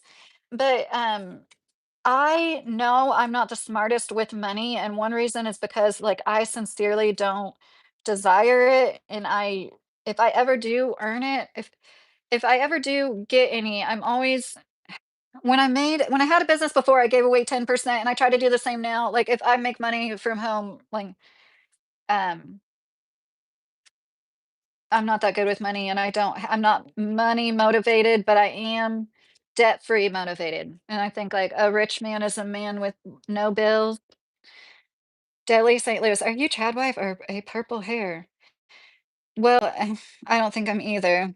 Chadwives aren't even Chadwives, let's be real. The most traditional wives aren't setting up a tripod and wearing a dress for people. Is this a pro-socialism or anti-cronyism stream? Caleb said. We're all over the place in here, and, I so, okay, so this is this is how I feel about it. Everything collapses eventually. And I don't think we have free market capitalism here because 5, 6 years ago, they let Walmart stay open and then made all the mom and pop shops close. And when your government can tell you that you can't operate for business and therefore make enough money to stay afloat, then there's no free market capitalism, you know? So I would love to be debt free and have a farm. And I know, and I don't mean like this huge sprawling farm with big $100,000 tractors. I mean like a permaculture, like you pick, oh, Stone Papa Smurf and lemonade, but I really do like sweet tea sometimes. You know what I mean? Like sometimes I'm in the mood for it. Hey Donnie, how are you? After work is so hard to get stuff done when your blue collar work is tiring. We gotta try, but I get you, Lydia. Yes, I'm saying like I feel accomplished. It feels good to like complete a shift, go home. You just have to like take care of yourself. If you're lucky enough to have a partner like I do, but he's going to be working almost as much as me. So it's not quite the same as when I worked full time at my last factory. But it's damn your mods are just going to let the trolls run wild in here. Why? Oh, Sizzle Moon, we don't. Oh, I don't. Was the Furby craze or Tickle Me Elmo phase a psyop, just like how everyone went crazy buying around Christmas? It is a good example. Stone Papa Smurf, there was a pet rock fad in like the 60s or 70s. People are funny like that. Isn't it funny? Like I love historical things that show how like people really haven't changed that much. History by May, her shorts are so good, and she has so many that are like. There's one recently, like an 800-year-old drawing like some 8-year-old boy land. I think it was 800 years old. And it was like a boy doodling on his homework when he was bored. It was so cute. And things like that. Like people making goofy pictures with their cats in the Victorian era. Oh, Sizzle. I mod on dozens of channels, but not at the same time generally, and it helps to scroll up and remove rude and offensive comments. Yeah, we actually tightened the rules, Sizzle. We used to let more slide, and then I was like, I'm just so tired of I understand not everybody's gonna think like me, but I don't understand why people have to like with the like political topics. That's why I try not to even put stuff in my title that might attract people. It's a lot like herding cats, so I wish you the best of luck, Mr. Carey. That's funny, Sizzle. Lost with no real love or direction. It's not hell, it's just what I agreed to. Pyramids. I need to read your other comments, Pyramid. I think I'm okay, I didn't miss any emojis. But yeah, see, and that's like part of it. And I don't mean this towards money bags, you're being cool, whatever. There's something about like not complaining. You're the victim if you complain, if you bring. At what point will it be okay to complain about the stagnated wages, the inflation, the fact that in so many areas of the country, a starter home, it was like $400,000 that in 2005, the average homeowner's age was 37 years old. And now 20 years later, it's the same people. The average homeowner is like 57 years old. It's seriously like so yeah, the economy, the American dream has been alive and well for some people. If you're lucky enough, especially if you were lucky enough to have parents that like say, and that doesn't mean that your parents didn't care. I don't mean it like that. But if you were lucky enough to have parents that also gave you a leg up and like helped you get your first house, even helped you get your first car. So many people, if you're from a family where nobody owns a car, the chance that you will ever own a car goes down a lot. People don't realize the lives that some people live. You really have to sit and think about it. Think about being so impoverished, you don't know where your next meal is, nobody in your family owns a car. Like these are it's basically almost like what you have to be to get assistance. The way people act about welfare queens or whatever, it's like no, it is very difficult to apply for. And I think if you do are approved, and I know there's a lot of scams, but I think if you are sincerely approved for any assistance, like you deserve it. I'm not a financial advisor. All I can do is tell you what I did. I could buy 10 farms with my crypto portfolio, but I'm too old and I'm building generational wealth. The US will be the crypto capital. Well, what crypto do you recommend, money bags? Usually when people talk crypto, I think you mention a few? Oh, thank you, Sizzle Moon. Please be kind and respectful or be quiet, be scrolling away or be removed. I'm just glad I didn't cry because honestly, I shared this live also, Lydia. Thank you, Mr. Carey. That's so sweet. I cried like my husband walked through the door and I started sobbing. Like this is extremely I know I sound like I think everybody should be exactly like me, but yeah, we should all be extremely upset. We should all be upset by the fact that they want to send 5,000 troops. They are sending 5,000 troops over to be slaughtered, basically. And in my opinion, and there's no this is going to be another long, and hope with all my heart I'm wrong, another long drawn out conflict with no real resolution, just to walk away. Like, Israel might be a little happier, but like they it's just so insane. They're like the CCP with the media they do and they don't let out. Talk about propaganda. They really don't let people show exactly what's going on. And I don't know for certain because I'm not there, but like supposedly they're not even letting people leave that want to leave. The way I brought up my condo bankrupt houses during COVID and collect 700 numbers found. Good for you, Stone Papa Smurf. That is a really good idea. Foreclosed on houses often are, it can be a longer buying process, but it can be worth it because you can, yeah. There's total auctions. Like I saw this one house go up for auction. I forget where in Kentucky it was, but it was like absolute total auction, no matter what the number is. I'm like, oh, that would be so cool to have some money and like be like, the next house we buy, it's going to be, no, no one taught me about waxing cars when I was a kid. When I was a spring, I thought it was something fancy people did for muscle cars. Yeah, oh yeah, we were taught to wax after you wash. Hi, Angel. I'm sorry, didn't see you for a second. How are you doing? I'm doing good. Moonshiner, I see so many old and new cars all worn down that have no need to. Late model Toyota, classic Mercedes, all rust free except the roof. I've got some rust on my car. That's funny you guys are bringing that up. And I got like this cleaner from the dollar store. It's like generic CLR or something. And I'm like, I guess that would be okay to spray on there, right? And then we need to put something on there after we get the rest off, and I do have touch-up paint. I don't know if it's enough for anyways, it's not that bad. Yes, Helvetic. I was born in Louisville. Louisville. I need a woman's opinion. Should I stay with a woman that's a good woman but can't see my vision for our future? I've been asked this question before, Dad. I've been asked this question. For some reason, my mind, okay, Mr. Carey, starts thinking about a Cat Stevens song, "Hard-Headed Woman," and I wanna be like a girl's girl and be like, she might have good intuition, but she might just be a bee. When I was 23, I had a geopolitical conversation with my boss during work. During a silence, he said my name. "You do know we are the chosen people." Oh, stop.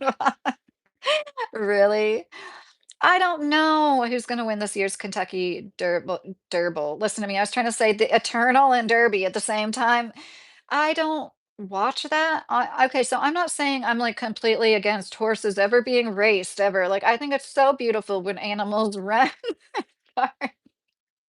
I feel like such a dork saying that, but I feel so good inside. There's this one, Diamond Sports Dogs. She obviously like takes in rescue dogs a lot. She has like a Malinois, um collie mix, a few like whippy greyhound dogs. Anyways, and she takes them out running and she's like on a four-wheeler by them. And it's just so beautiful seeing dogs run real fast. You know what I mean? Seeing animals like get to do stuff that makes them happy.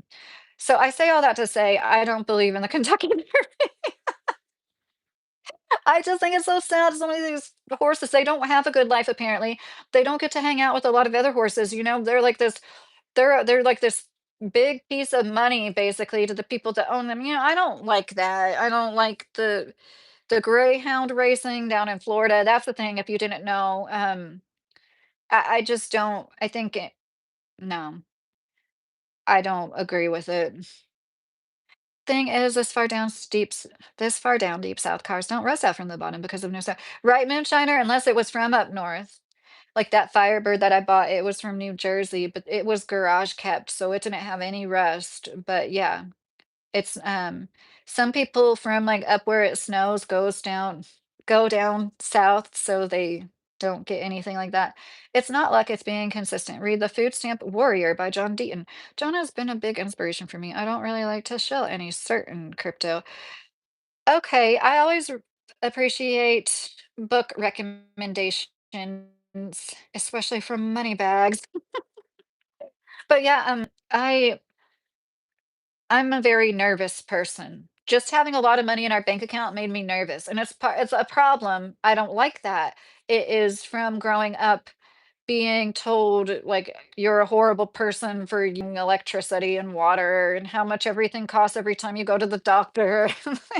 My husband has helped heal so much, like, being in a good marriage with a good person will help heal so much childhood trauma, and I know that sounds wrong, but, like, there's a quote by a psychologist that's like, "Marriage is healing from childhood trauma." And, yeah, you shouldn't spend, like, your whole marriage, like, in a therapy session, but it is, like, cathartic and healing to have children, with somebody and do it differently, right? Like, we should all be better than our parents, and I hope if my kids have children, they're better than me. I know most pet dogs love running out the door. Yeah, moonshiner. Oh my god, my dogs. I am gonna upload a shorts soon. I was starting to walk into the kitchen and Layla was just, like, sitting in the middle of the kitchen, just, like, sitting up, and it was so weird. She's just, like, the way she was okay, there was chili simmering on the stove, that's why I just realized that. And, I say her name and she, like, gets up, but, like, I just realized how she's, like, as tall as a counter sitting down, you know what I mean? Like, her head is, like, counter height, and, she licked this lid. I made homemade whipped cream, and she, like, licked the lid this morning. We were, like, so disappointed.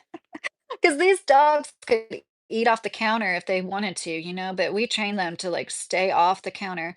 I've never had a car that wasn't rusted beyond belief, but I'm from Cleveland. It is what it is. Oh, that sucks, Donnie. That's bad. I know my husband keeps talking about the rust on my car, like, he keeps talking about it. And my kid has been driving it because it's just, like, I feel safer. I feel better with him in it. But yeah, money bags, one thing I always say, our monetary system is changing now. Google Genius Act and Clarity Act. Well, I appreciate all your insight.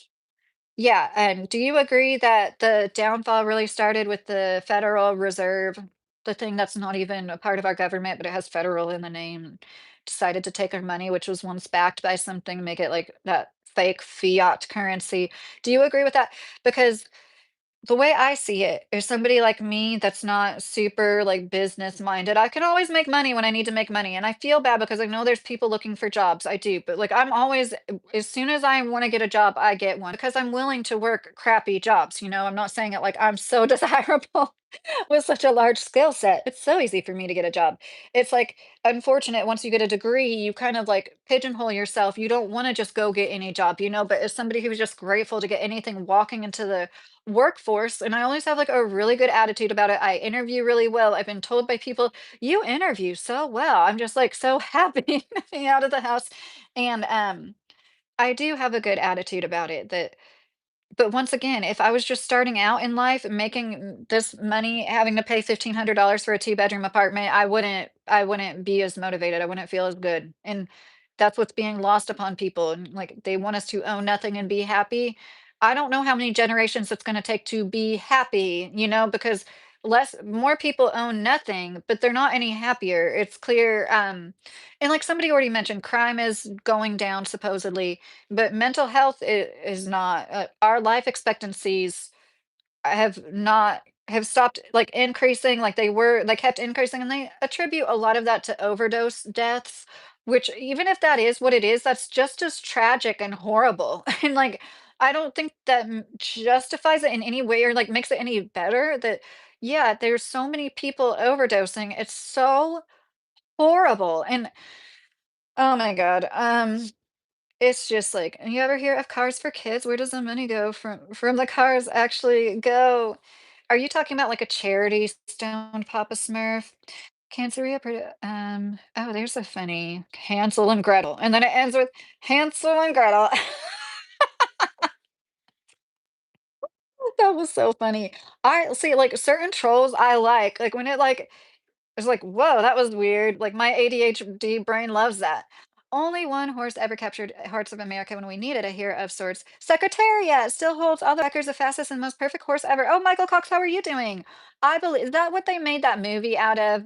I believe I saw that movie one of the 2 times I went to the Bahamas. I don't know why I had to say that, but yes. money bags. Federal Reserve should be shut down. So the way I look at it, and I say this a lot on my channel, the one of the only ways us average people, of course, we'd all love to climb up the economic ladder and end up, you know, more than fine.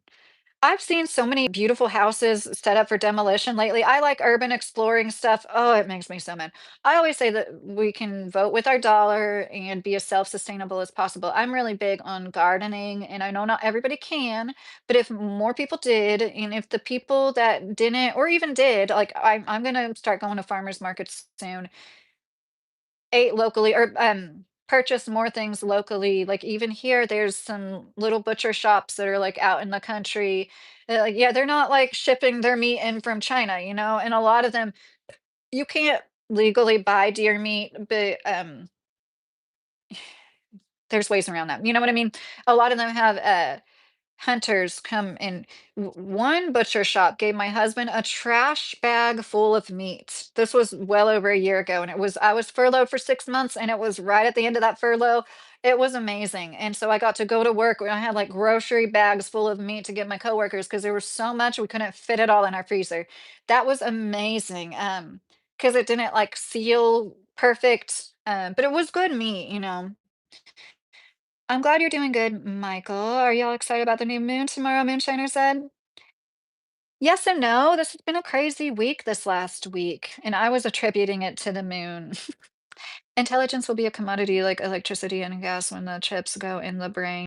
Oh gosh, Stone Papa, it's already what is the movie where the people just like drive around in little is it Wally, the robot movie? And they show people in these little vehicles and like nobody ever gets up and walks around and everybody becomes like obese and is just like constantly eating fast food in them and stuff.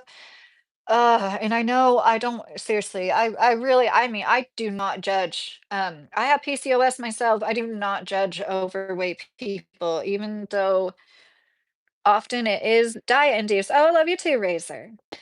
I still I'm so empathetic, like I still feel for people that were raised. If you had parents, I think it's like abusive. If you have parents that like I'm talking about the toddlers that were on Maury that were like 200 pounds and 3 or 4 years old. Like it's not funny. That's like you have more fat cells for the rest of your life once you're like morbidly obese. It's like I think that's why, in my opinion, it's harder for women to lose weight after gaining it during pregnancy. Besides puberty, after you are a full grown person, the only time you add fat cells to your body as an adult is pregnancy as a female. And so that's why I think when women get literal more fat cells, and I don't know how true this is, it's like that just makes it harder to lose the weight. Nobody talks about that. And I gained so much weight with my first kid because I was just like always kind of underweight. And I just thought, whatever, like I can eat for two. And I did. And it was insane. I seriously gained like 60 pounds in 3 months. I don't know why they didn't tell me to like slow my roll. Our monetary system is changing now. Google Genius Act. Okay, I did read that, and I got. Sometimes I'm like scrolling down, and then it like does this thing where it goes back up where I've already read. Intelligence will be a commodity. Read that. Read the moon. You just quoted Klaus Schwab with WEF. Yes, you will own nothing and be happy. Killmonger, my hero. With all the free handouts that y'all got from the history of America, y'all shouldn't be struggling when you made the systems in the first place. Oh, and we definitely didn't make these systems. I think if most people had the choice, they wouldn't allow the lobbying. It's lobbyists and corporations that really run our government. Like I'm disillusioned with it completely. I don't even believe in voting. I didn't do anything. Killmonger just exist. I've always been super, super happy. Um, if y'all can't tell, like I really do smile a lot. I've never, when women complain about men telling them to smile, I'm like, I've never once had, I've always had people ask me if my cheeks are sore or why I'm smiling so much. Like, that's just my disposition. Everybody's different. And, but yeah, it's funny the way that people assume I do regret not saving more money, but I just think like the differences between what it was a few decades ago and how there's so many people that lived during those two great economies after World War II. I'm sorry, yeah, after World War II. And then like 80s, 90s, where it was like, yeah, the interest rate was pretty high for houses, but houses cost like $40,000 too. So it was a lot easier to pay those off. And wages started to stagnate like in the late 70s, maybe mid 70s. And yeah, I don't fault anybody besides like the really greedy men at the top that can't seem to get enough. And now that we officially know the truth that so many of them are the most evil, they have so much power. There's a two-tier justice system that they don't have to go through the same things we do.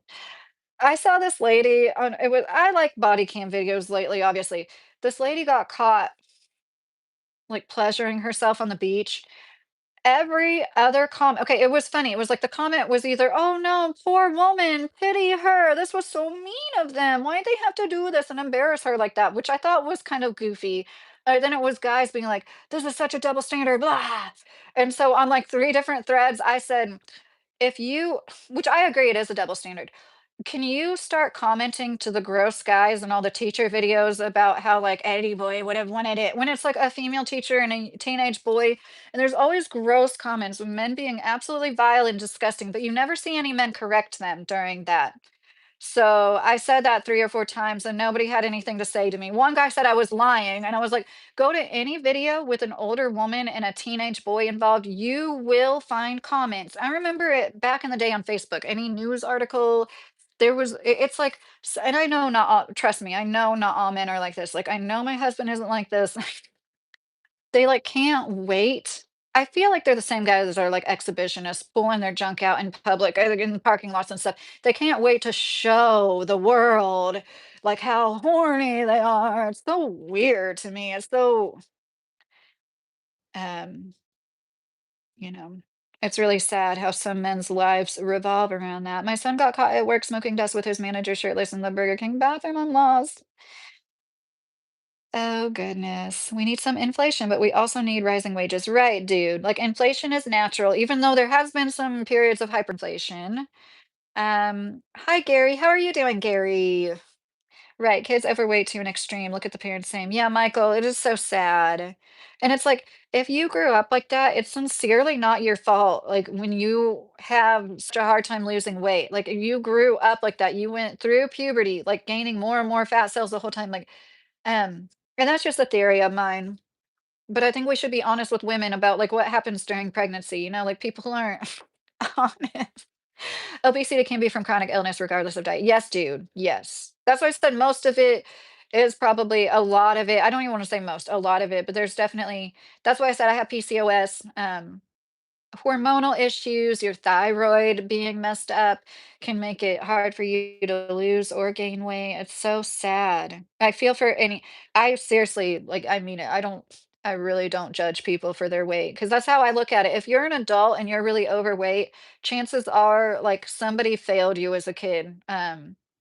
Or you went through some trauma along the way, or you have a medical condition, and it's evil. That's one thing I didn't mention when I was going off about the Cuban people. Everything that's wrong with this country, what I wrote it down, is our food, our horrible poisonous food that's freaking outlawed in other countries. Things they don't allow in other countries or in our food. We have like the worst diet. It is horrible. How many things I like those like sweet gherkin pickles. I mean, like when you look, it's like one pickle is like 14% of your daily sugar. It's insane. Some of the like the amount of sugar in some things. I made homemade ice cream for the first time and I made homemade whipped cream. I made that a lot. And I made like the strawberry glaze and made strawberry shortcakes with it. It really is easy. I bought the shortcakes from the bakery. Like I didn't make the angel, what is it, angel food from scratch. It really is really easy to make that strawberry glaze. You don't have to put the red food dye in it. You don't need that. All goes in our body anyways. It kills me. The recipes online will be like food dye optional, but it's like, why do you need to dye your strawberry glaze? It's red. I put 1/4 the amount of sugar it called for. It called for a cup of sugar per cup of strawberries. That is insanity. You start making your own chocolate from home, you just need 3 ingredients: sugar, coconut oil. Refined coconut oil doesn't taste like coconut, and Oh my gosh, now I'm to oh, cacao. Duh.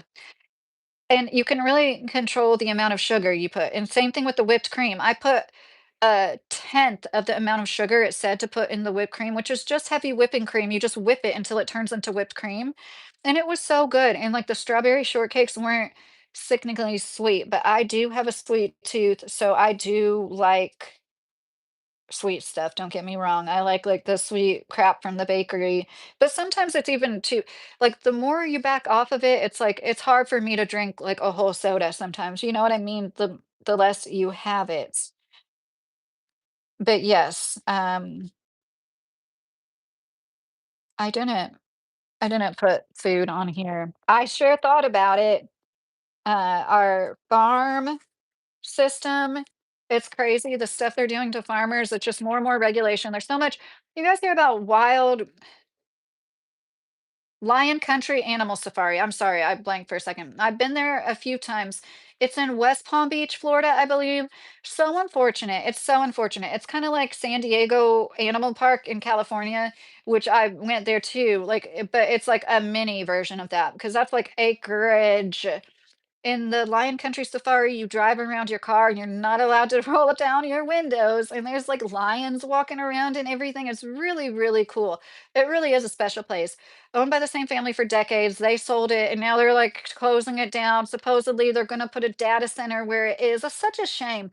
And I do remember, if I recall right, there was some sugar cane growing nearby because it's like one of the last, like, this big sugar cane place or sugar cane processing.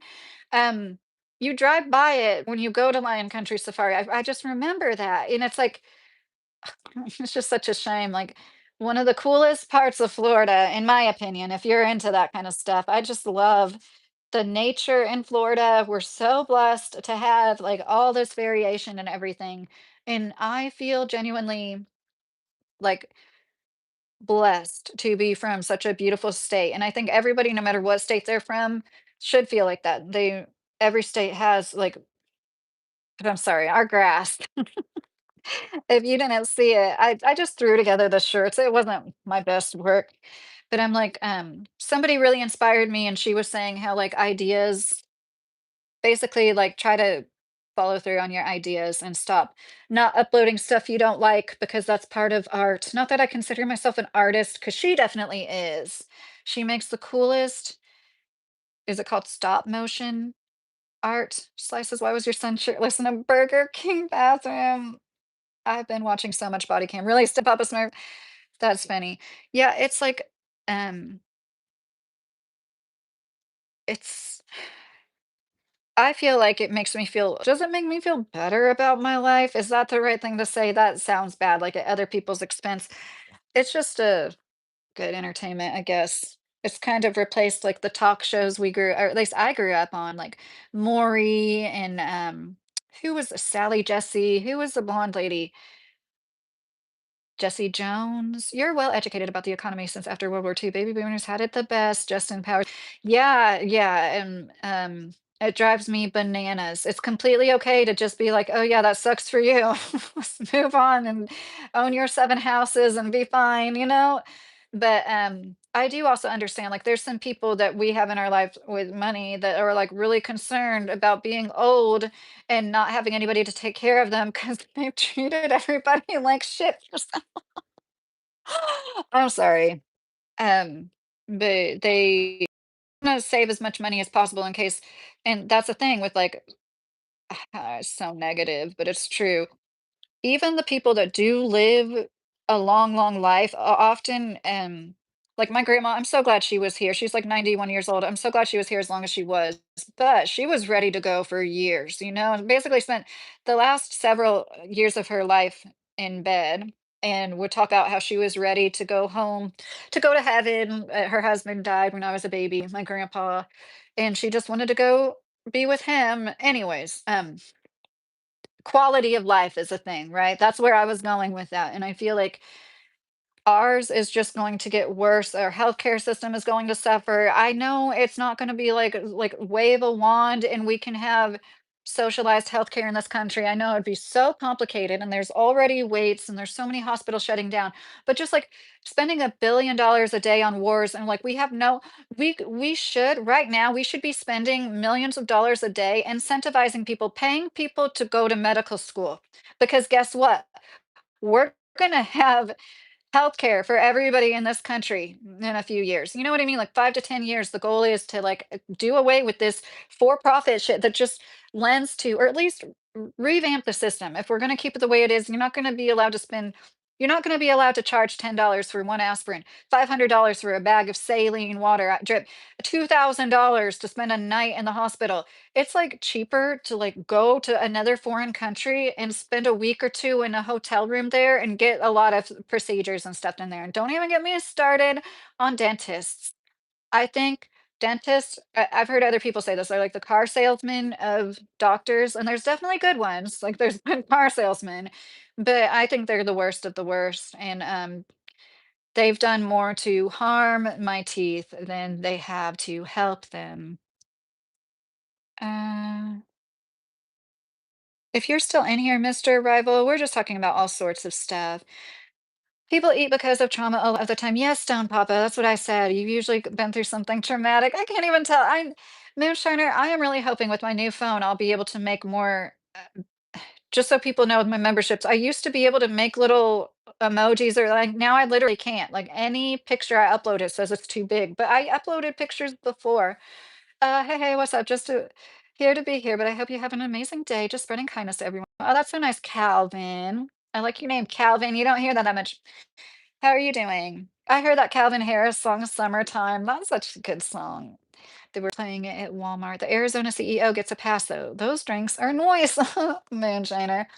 Some CEOs, I'm sure, aren't so greedy.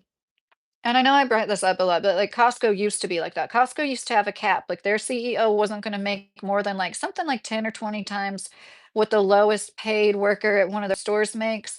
And for a while it was like that. And then several years ago, stop. We don't have a Costco membership, but we did for a long time. That's probably about when it started to really go downhill. We stopped paying for our Costco membership, which practically pays for itself because you get like a 1% check back, something like that. Like whatever you spend at the store that year, you get some of it back. And usually that pays for the membership. But anyways, they used to be so great and it seemed like they really cared about like the farms that they got products from and supporting certain farms and stuff. And then it's like grenade 10 times fast. It's a challenge.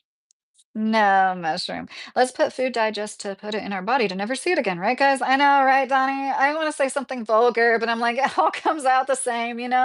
That's like, I understand, and I get it. During certain times, festive food, it can be fun to have colorful food, but we have everything that we need to make it colorful without chemicals. But I need my red dye. How else am I supposed to taste the strawberry? Fendi said, that's funny.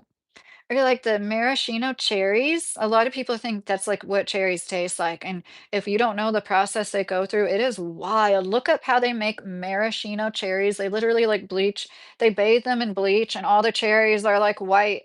And then something that's akin to bleach, whatever. Of course, it's edible. But after I saw that, I was like, gosh, I used to eat so many of those when I worked at Steak and Shake. Maybe that's part of my problem. Steak and Shake was my first job. Vortex said, "That's the best." I wish I knew what Vortex was saying in reply to, because then I'm like behind in the chat, and then I'm like, I don't know what I was saying when you said that. My financial advisor showed me crypto in confidence in 2017. This is my time to pay it forward. Well, thank you, money bags. We get a lesson in intelligence every quote a question from Lydia Michael. Stop. I don't like the fact that nature is getting worse because of habitat loss, but overpopulation. I mean, what are you going to do? Yeah, Donnie, that's why I think it is going to renew itself. Like we're at the end of a cycle. Whenever it ends for good, whether or not it's in our lifetimes, who knows? But it is going to end, and that's when I hate to say a bunch of people are gonna die, but even if a lot of people don't die, I think certain systems will die. Like the infrastructure will collapse in upon itself, and people will have to start living more like the Indians and the Amish. And it's kind of funny because I think a lot of people would be happier. I know it would be a shock to the system for some people, and some people are genuinely disabled, and that would be a totally different life for them. But yeah. I like your freeform delivery. You might be a super smart person. I am thinking of Vortex. Thank you. Ricky Lake, yes, go Ricky, go Ricky. I can't tell you how many times I've heard that chant coming from my parents. For a little while in California, my aunt and uncle lived with us. We had this, it was so nice. It was like a five-bedroom house. Five-bedroom house. I still had to share a bedroom with my sister because our we had a, family stay with us, like my mom's brother's family. Anyways, so it would be them four, my aunt, uncle, my dad, and my mom chanting that. You need to find a dentist you trust with your mouth, kind of like that guy you find today. No, you are right. I have been telling myself that I need to find a dentist here. I was taking my 8-year-old up to Indianapolis. I can't keep doing that. Burnt wings. I'm not afraid of skunks. I don't think I would like go pick one up like I've seen some people do. I haven't been to dentist in 10 years, and my coworker told me this week I had great teeth that made my day. Oh, Donnie, that's nice. I just ordered more bio repair. Nano hydroxyapatite toothpaste is something that I think Japan discovered it. It's a mineral. It really does help remineralize your enamel. Um, and I had veneers that like he told me they were ceramic permanent veneers and they were temporary laminate veneers. They chipped and fell off, and then he had like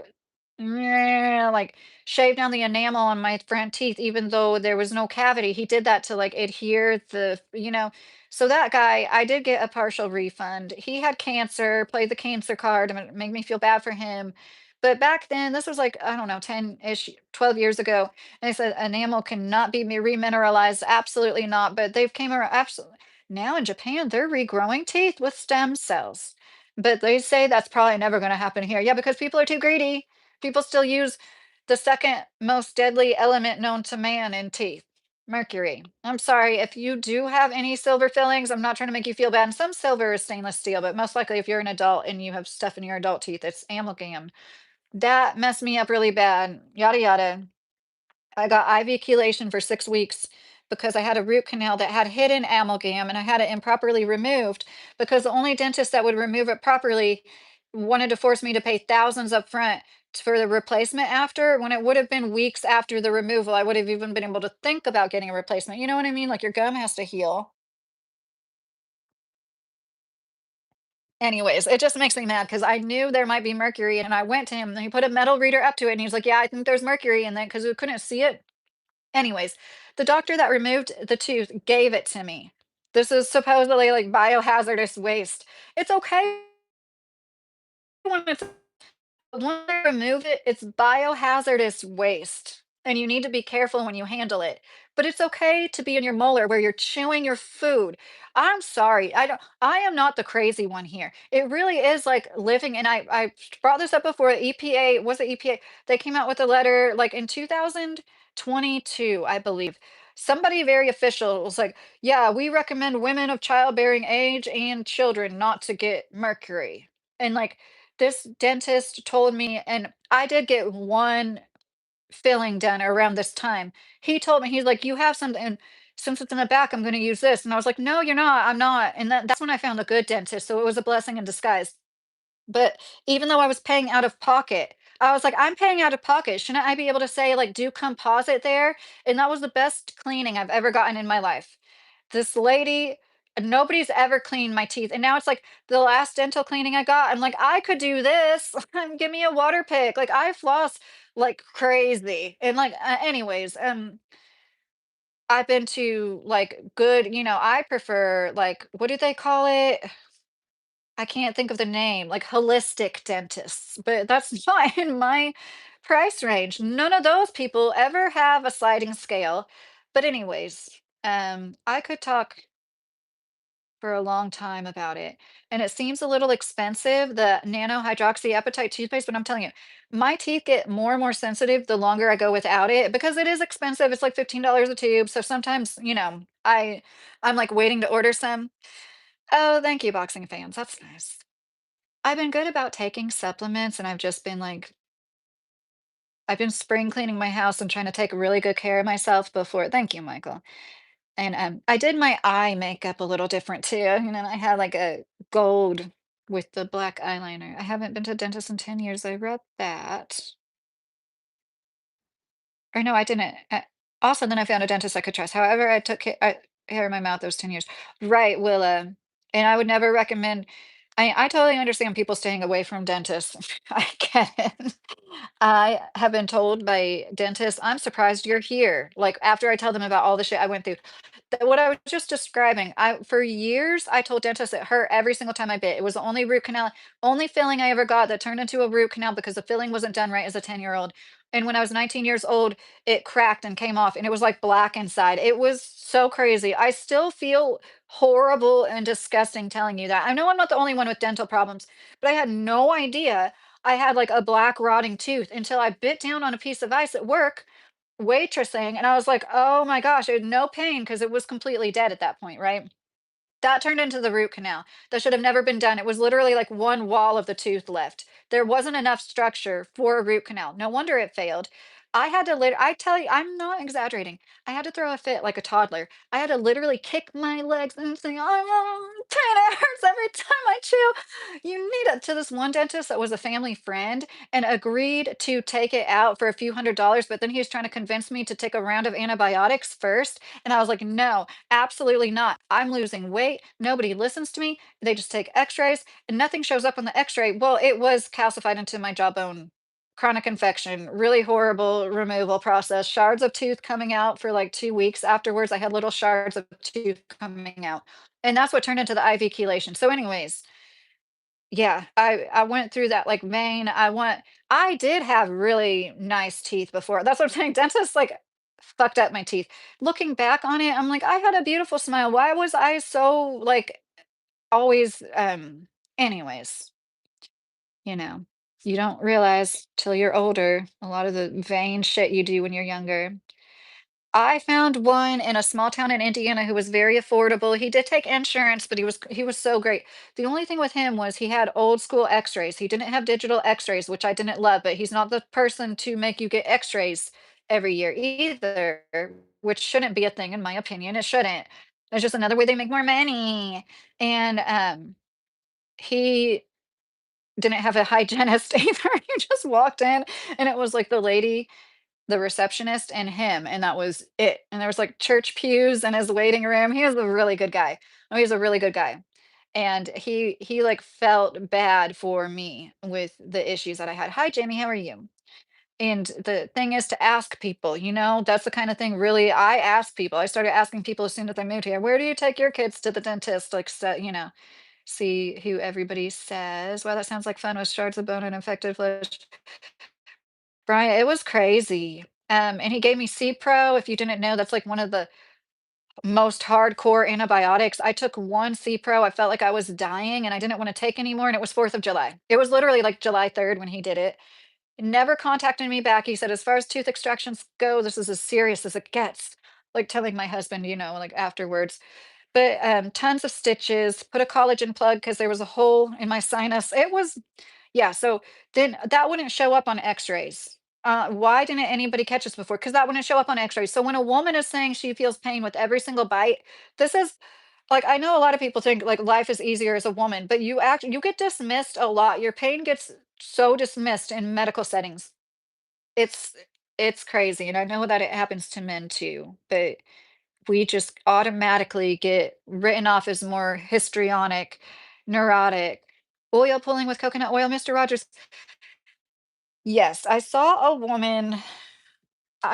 her and I told myself I was gonna make it.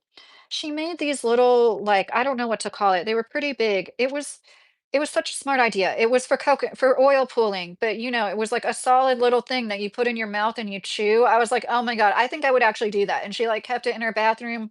That is a good idea.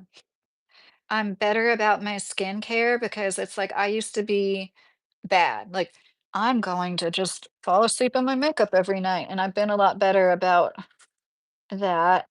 I mean, I've always brushed my teeth twice a day and flossed every day. It wasn't until I was older that I was like religious about flossing every day. But yes, what would that be called? Coconut oil pulling. I'm just gonna put tablets. I wouldn't call it that though. I need to. There's so much stuff I wanna make. I wanna make homemade chocolate. I wanna try to make kratom gummies. I'm not recommending anybody take kratom. I don't recommend it, but I take it every day and it's really hard to quit, so I'm not trying to like encourage anybody to take it. But I'm thinking about just making my own gummies because those ones I didn't have the heart to order them and they tasted so bad. I'm like, I could just make them myself where because we have capsules.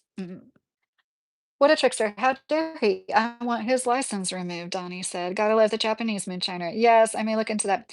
Okay, I did. I was up there. I remember me looking into that. And then I remember the comments about how good I look. I was paying $95 for cleaning without insurance. Willa, that's not terrible. That doesn't sound terrible. Go once or twice a year, but I know it all adds up. And I know there's been times I couldn't afford that just out of nowhere, you know?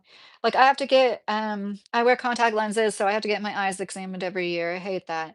You know, legally they can give you a prescription that lasts 3 years for your eyes, but they don't. Nobody will. I've asked for it. Can you give me one? I'm really poor. Can you give me one? Because I'm gonna end up going and getting black market contact lenses anyway when this prescription runs out. I've also had horrible experiences with dentist stone puppet. Yes, if I could do anything with my platform, one of the top 5 things I would like to do is to encourage people, if you have a dentist tell you, especially more than one, okay, even one, you might want a second opinion, but especially if you go to a dentist, is don't avoid chain dentists at all costs. But I understand sometimes you got to do what you got to do or whatever. It might be like a free thing and you have issues and like you just want to get answers, but don't believe anything they say. That good dentist I was just talking about, that's what he said. He explained to me and he showed me on my own x-ray. There sometimes the tooth does recalcify itself. And a lot of these dentists want to go and drill any decay, and they're motherfuckers for doing that because they know that your tooth is more vulnerable than after. You don't want to drill a tooth unless you have to. And when you drill a tooth, you are just setting up. I have so many Mortensen dentists who did it to me, and they're the ones who did the bad root canal. I had so many, I'm not kidding. They drilled for literally 1 or 2 seconds. It's like, they told me I had like 10 fillings, and I was disgusted with myself. 10 cavities. I don't think I had anything going on but that bad root canal tooth. And, a lot of those fillings have fallen out, and it's fine. It's no pain or anything. I have a filling behind one of these incisors, or I had, and I can, like, feel where it used to be, and it's not there anymore. So anyways, and then I wonder if, I was sensitive, it's like resin. It's like plastic. It's a mixture of things, but it's chemicals, you know? Even if you get the natural gold tooth, they're still using something like chemical based to adhere it to the tooth. So whatever, I know what it's like to have tooth pain. That I wouldn't wish that on anybody hardly. But unless you're in pain, get a second opinion if a dentist tells you you have a bunch of work to be done. I can't stress that enough.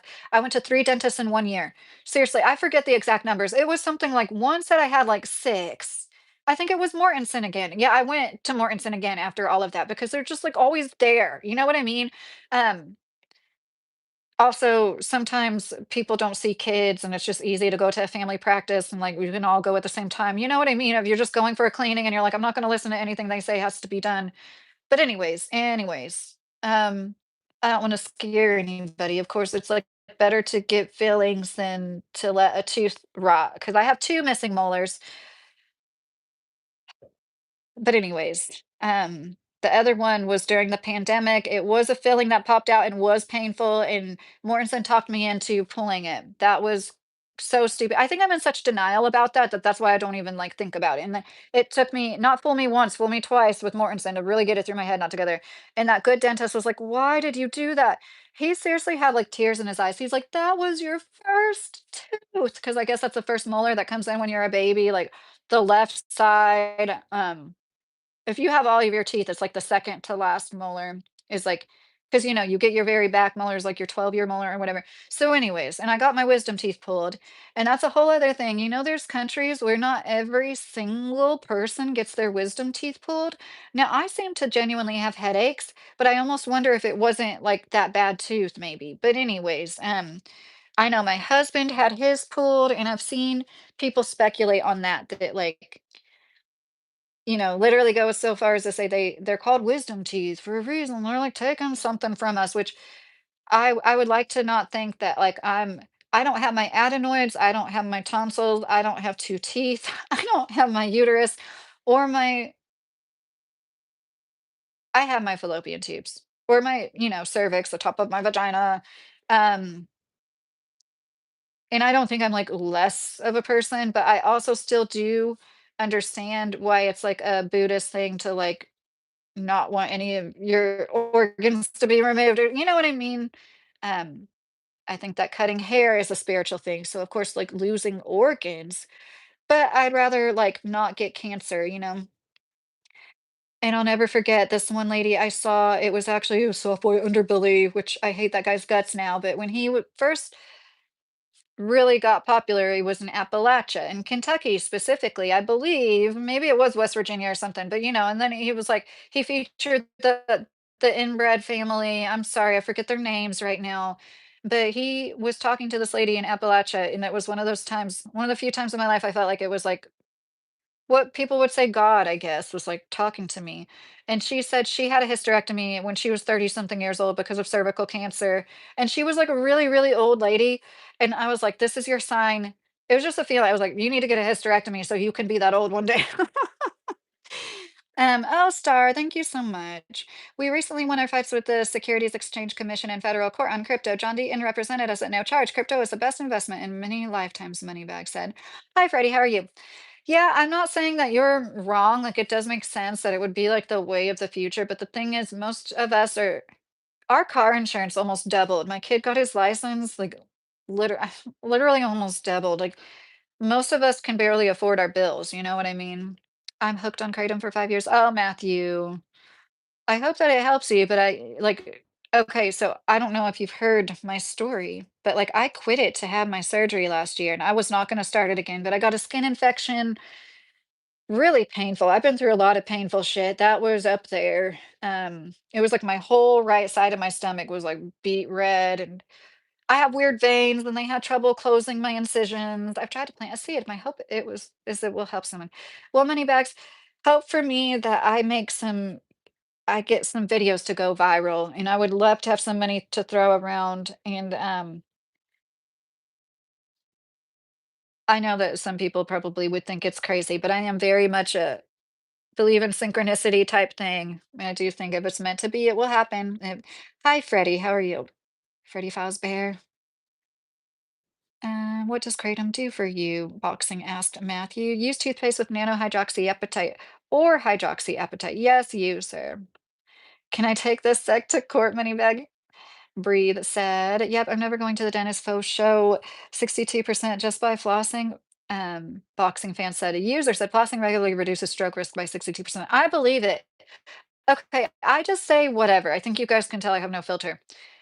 Once you have had cavities, okay, at least for me, I if you have a cavity. Like I got my last tooth filled like about 10 years ago by that good dentist, and I think I would know based on like you get a certain taste in your mouth. Not all the time, but sometimes you can.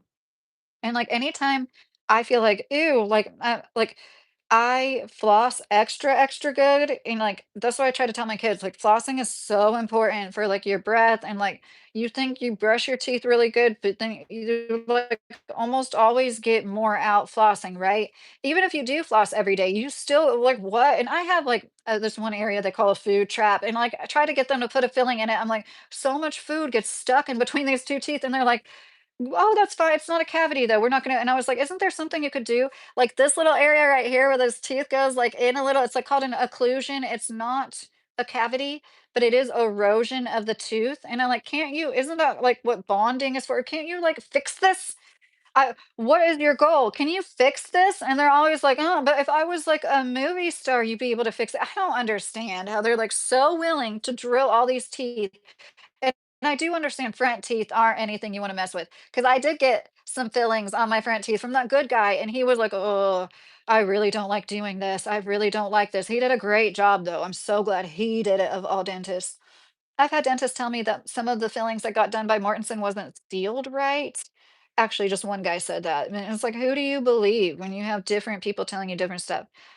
But yeah, your oral health is really connected to your heart health. It really is. Um, my dad has bad teeth, he, like, always has, and has been in congestive heart failure for a while now. It's like I have no doubt it's tied to the fact. And he's one of those people who's just like, I have bad teeth. And when I was complaining to him about my issues, he's like, you got my bad teeth, honey. And it's like, no, my teeth are fine. That's the whole point. Dentists fuck them up. They're not falling apart. If you take care of your teeth, and I do believe he's probably like on the spectrum himself, very much of like absent-minded professor type situation here. And it's like he did have bad teeth, but he also didn't take care of them or try to. I do have my appendix piece. Oh my gosh, you guys, I saw this story. It was a woman telling it, so it might not be real, but she said her friend got a BBL. I don't know in what country. Oh no, it's a gnat. I have sprouts. Oh my gosh, guys, remind me to tell you about my sprouts. I have lots of sprouting. I'll show you on the members only, especially Monday.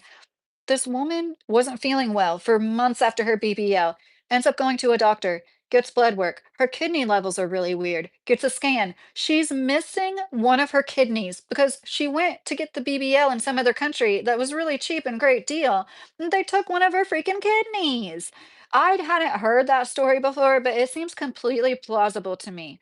And there's some woman that was a TikToker who's like in hospice right now dying. Hopefully she pulls through. Like things, the human body is amazing. Like I get so sad because I don't fault women. I know what it's like to walk around this world and like feel bad about every little flaw on your body because of this world. And my husband's great.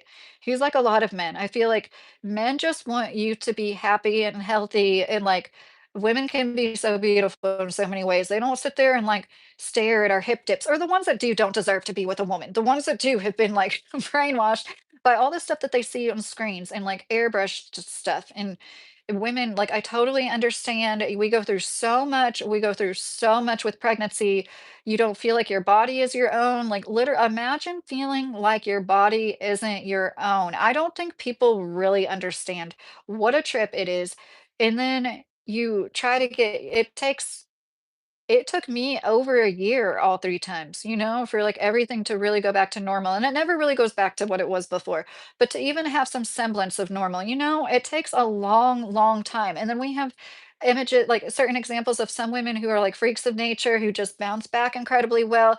Even when I was 19 years old, I didn't bounce back like these people that obviously probably, have nutritionists and, like, um, what is the word I'm looking for? Fitness trainers, personal trainers to help them get back into tip-top shape, all the help in the world to wake up with the baby at night. And I didn't realize it was just the way things were. Like my husband was so great. Not everybody has a partner that like truly helps. And then it's the breakdown of a lot of relationships when it's really one-sided. Usually the woman, right? Doing the bulk of the work and feeling resentful. But anyways, there's plenty of guys, plenty of men that are awesome fathers. And I almost like feel bad for my husband in certain situations. I feel like he was just so helpless and he was always so willing to like be there and help. And he didn't tell me he felt helpless. But when you're the man and you're just there to like hold her hand during birth, it's like, um, anyways, I think there's something to be said for that too. Also, your wisdom teeth are connected to your pineal gland. Your pineal gland is a seat of your soul. Breed. That's really interesting. Timothy, I didn't see Timothy's comments. He said, look at those lips. Happy Friday to you, Uncog. I talked about 13 at the beginning of this because it was Friday the 13th. Now it is not in my time zone.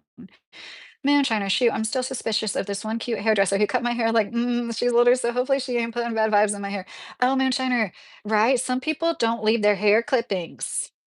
I think I told you guys the story, or I had this one hook up, you know what I mean? Wink, wink.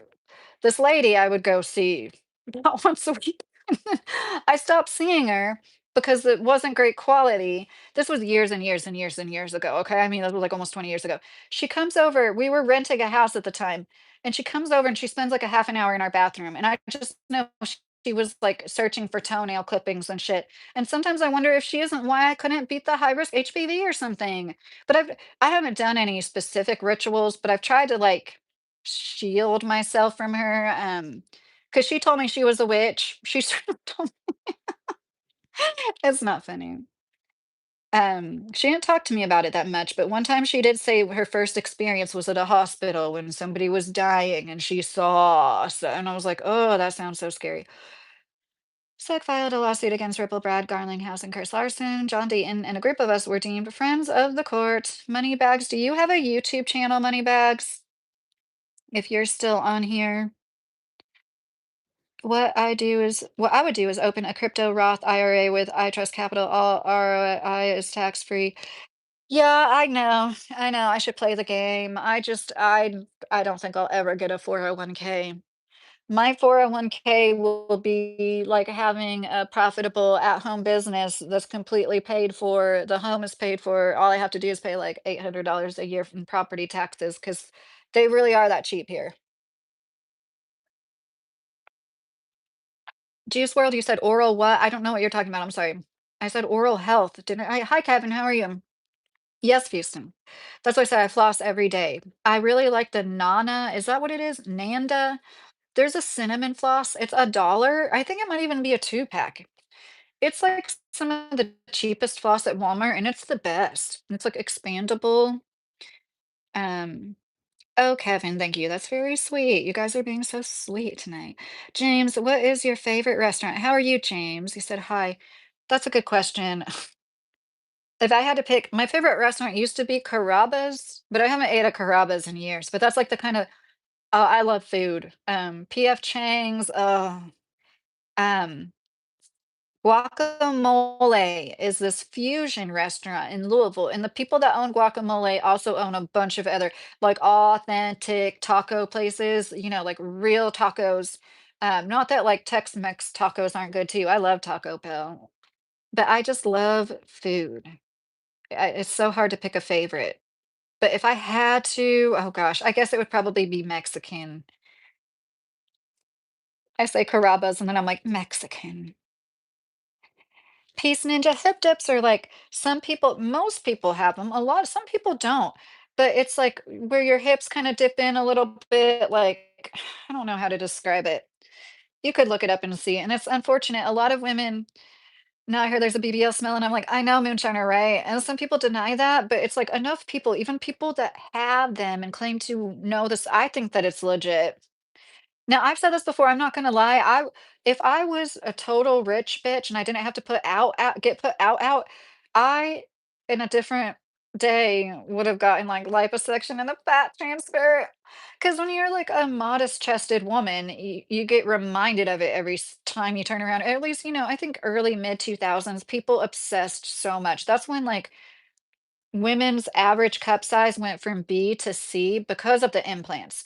And you guys, you'd be surprised. You might see some women you think are like D cups, they're actually like a B because it's relative to the band, how much the biggest, most voluminous part of their breast sticks out past their rib cage, their band that goes around. And you might see like Amberlynn Reed, she's an example. She's a big girl. She talks about a weight loss journey here on YouTube. Yes, I've followed Amberlynn Reed.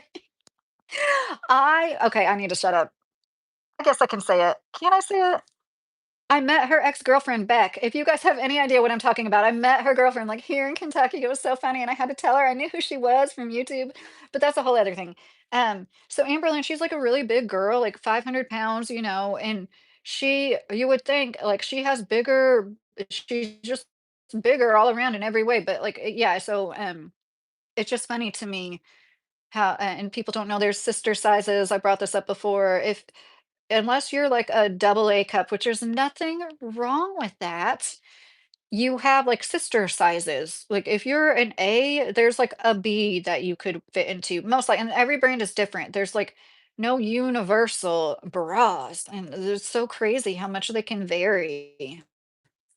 But anyways, um, why did I bring that up? Yeah, okay, so I understand the appeal of like it's your own fat, you know what I mean? And like I have PCOS, I feel like I might have been robbed by some fat distribution in the big scheme of things. My genetics didn't win. It was an autoimmune disease known as PCOS because they tell you when you learn about puberty and stuff in like fourth or fifth grade, oh, look at your mom, you'll probably be like my mom. That's not true for everybody. No, my mom was like a D cup. So I was gonna be like, and I remember one time in like 8th grade, I asked her, I was like, "When did you get your boobs?" She was like, "Oh, I was like 12." And I was like, "Okay, I'm done." But anyways, I understand the appeal, but I also totally understand why it might create a bad, foul smell if you inject fat in some part of the body and it's just going to settle in there and like even might be considered a little foreign and get like attacked by the immune system. It does, some of it does go away. They tell you to expect like X percentage of it to like get absorbed by your body. So that totally makes sense to me. Oh my gosh. I once again, I am not disparaging women that do it. My heart feels so much for women that go get plastic surgery. There's a woman in hospice right now, if you didn't know. I'm sorry, I don't remember her name, but she's a TikToker and she was like doing TikToks right up into the surgery. She came out of surgery and they overdosed her with pain meds in front of her husband. Her husband saw her lips turning blue. This is all just so horrible. And like my one of the thoughts that goes through my mind, once again, completely unfiltered, I know it's not right. When I hear of a woman going to get that, I think like, what is her man telling her? And I know that's not right. Okay, I know it's not right. I shouldn't judge the man in the situation. He might have nothing to do with it. But I just think like is he encouraging it or like did that poor man, whether he encouraged it or not? And so they like the way he said they acted was like so nonchalant and he like sealed the bag when the lady put the bag on her face. He like had to seal it because it wasn't sealed properly. And it's just so sad. Maybe she might have been saved if they would have called 911 sooner. The doctor had left and they called the doctor. The doctor comes back and he says, call 911. Why didn't they just call 911? You're putting your lives in these people's hands. And I'm not saying it like I think I'm better than anybody, but like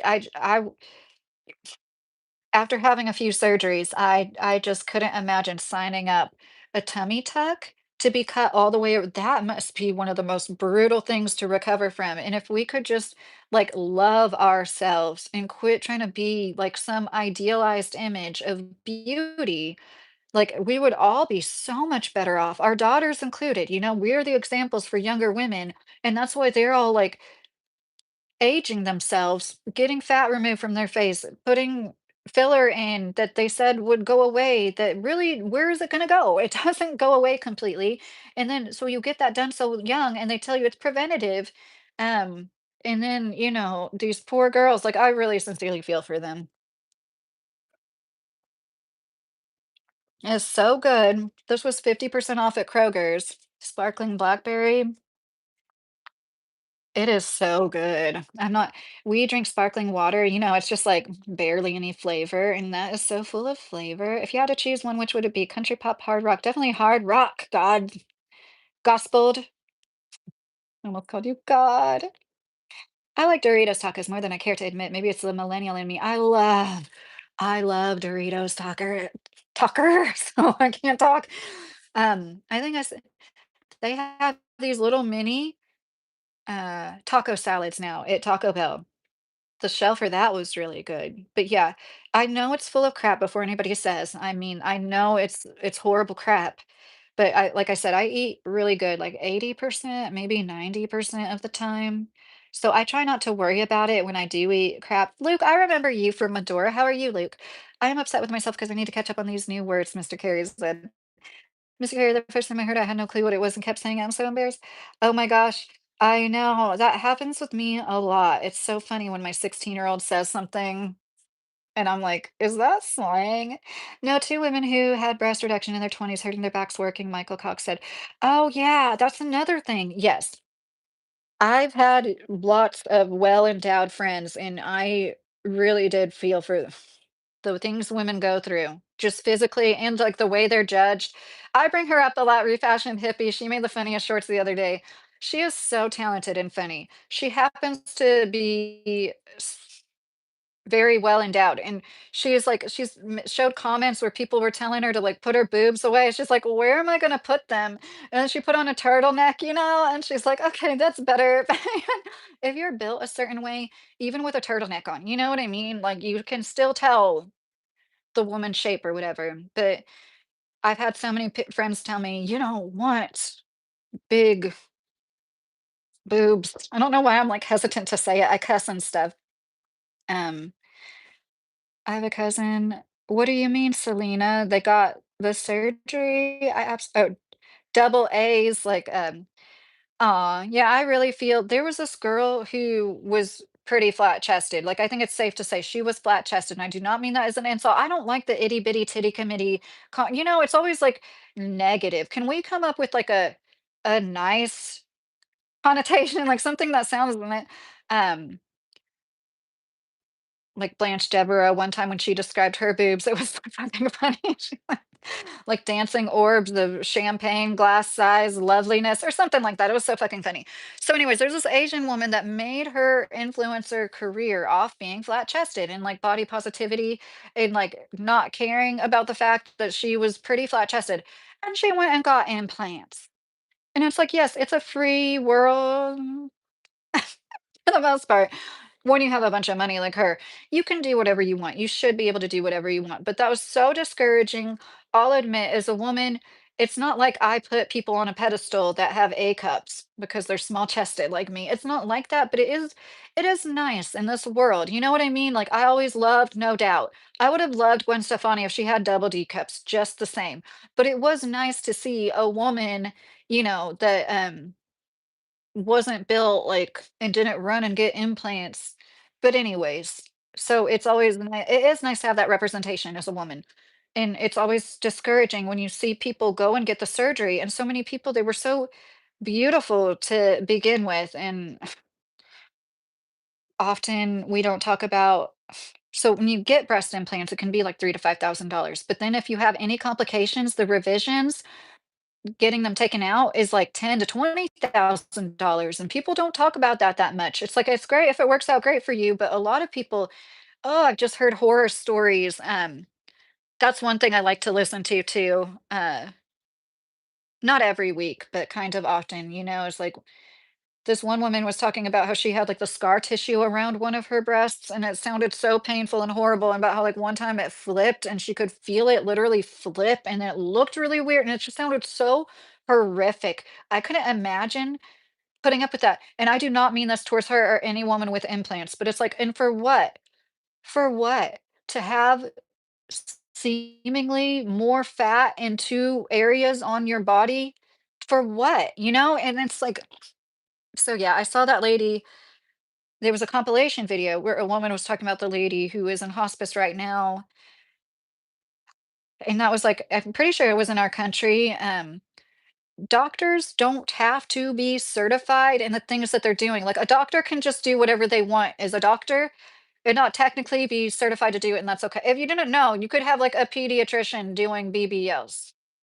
But, like, that's why it's your up to you to do your due diligence and make sure your surgeon is actually certified in what they're supposed to, and a lot of these places, they, like, say somebody's doing it, but it's actually somebody else, like, you don't know, they don't treat and it's just, like, this attitude, kind of like the sugar baby stuff.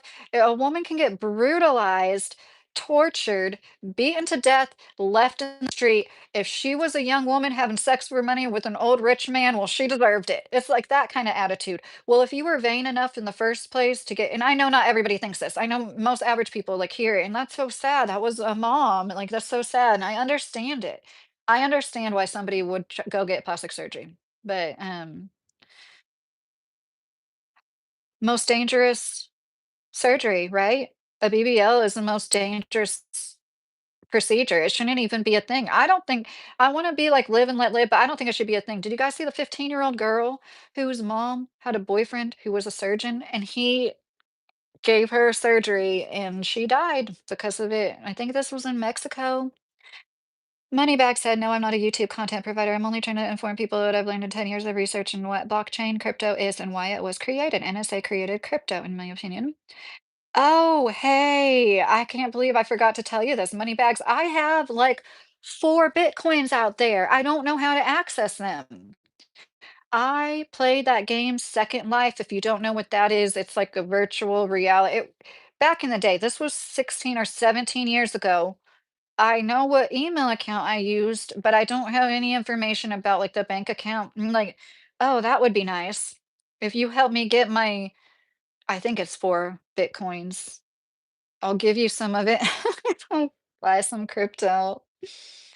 So yeah, technically I do have crypto. Mm. You're tired, Luke? Is that what you meant? Hi, Alex. How are you? Oh, thank you, Husa. That's very nice. And and what do you mean MGTOW versus simp? Who are you talking about specifically? Research SHA 256 is a patent. Oh, okay. TWC, how are you doing? Oh, thank you. Yeah, 101. We're born with what we have, Husa said. Yes, if like having real faith, like I would like to have more faith, like real being really grounded in like you are who you were meant to be, and that goes hand in hand with like anything physical, you know? That's a when I say stuff like I'm just joking, but like I've accepted it, and so I don't still think like, oh man, I don't my chest isn't as big as my mom's 'cause I have PCOS. I really don't walk around thinking like that. But I did when I was younger. And then, like, think about like 2000s, everything constant, constant. I'll never forget like this one girl on the Real World. Like, it came out that her boobs were fake, and like, and they were like perfect, and it was like this big thing. I don't know if you guys know who I'm talking about. This blonde girl, and I was like thinking back about that, it's like it's like this taboo thing if you do it, but then again, it's like if you don't, people tell, why don't you do it? Why don't you? 18 years old in Miami, I was like, oh my gosh, Lydia, you like, why don't you be so pretty if you just got a nose job? Just do it. But anyways, Stephanie Lang, she makes great content. If you know Lang, if you know any women younger or older or middle-aged, whatever. She makes great content about all this stuff. Oh, and Mr. Carey, if you're still here, good night. Guess Mr. Carey's saying good night, or are you saying good night to Mr. Carey because you're leaving? I support both surgeries either way. Their body really. I just support reductions more.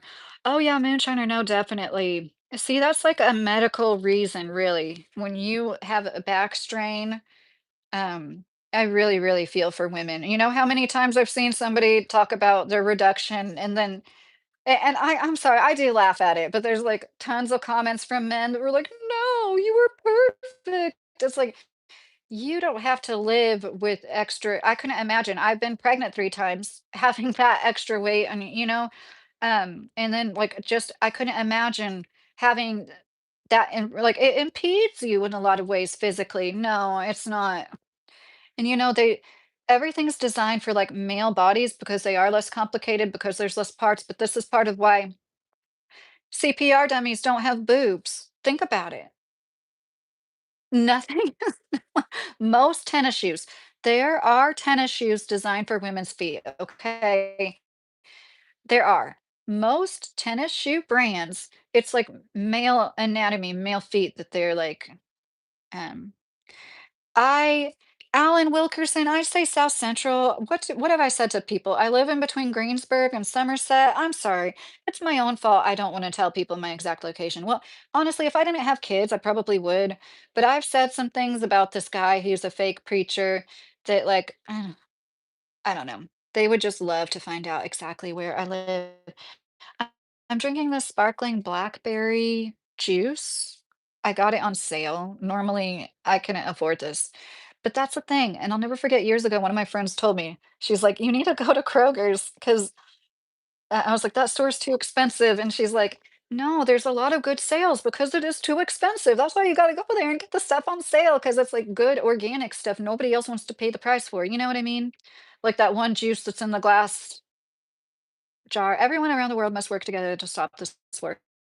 I can't read your name, I'm sorry, but I do agree with you. Where is the UN come out and scold these war refugees? I know, that's what's so disappointing. It's like nothing. That's why they're running rampant doing what they're doing. Did you guys hear that BB hasn't been seen for a few days, supposedly? Supposedly, Fendi was telling me there's a weird video that people say might be AI. I haven't seen that video for myself. Um, we just automatically block the trans people too. Oh my gosh, the trans comments. I did not mean trans people like that, the way it came out. I'm sorry. But that's it's just like constant bullshit as a woman. No matter what you do. But I know that sounds really negative. It can be fun too.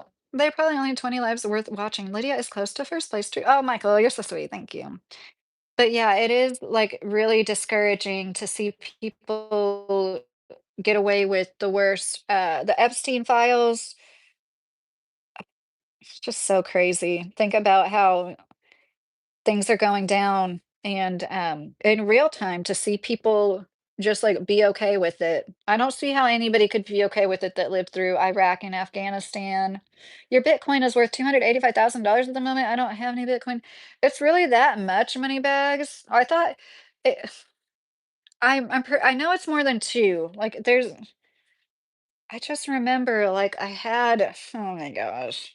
That's how bad I am. If I was good at record keeping, I might have had the information about the account, but oh, thank you, TWC. I got this is a dress I got at Peddler's Mall. If you guys don't know what that is, it's just like a giant indoor flea market thing where like people have there's like a bunch of different booths and I don't know. I'm assuming this is homemade. Anderson Akers, she's a really funny YouTuber. If you don't mind, like in your face people, she cusses.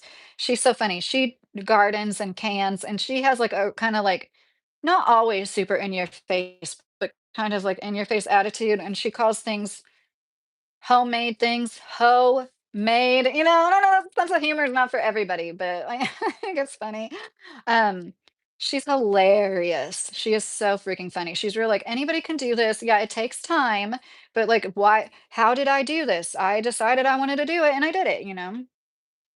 AI is the beginning at the end. You watch Alan, yeah, in these data centers, you ever drink a Vibe fruit punch is 12% alcohol, it's getting you drunk on one. Yeah, that doesn't sound like my cup of tea, Ed. I don't like almost sounds like a wine cooler drink. Those things always give me headaches.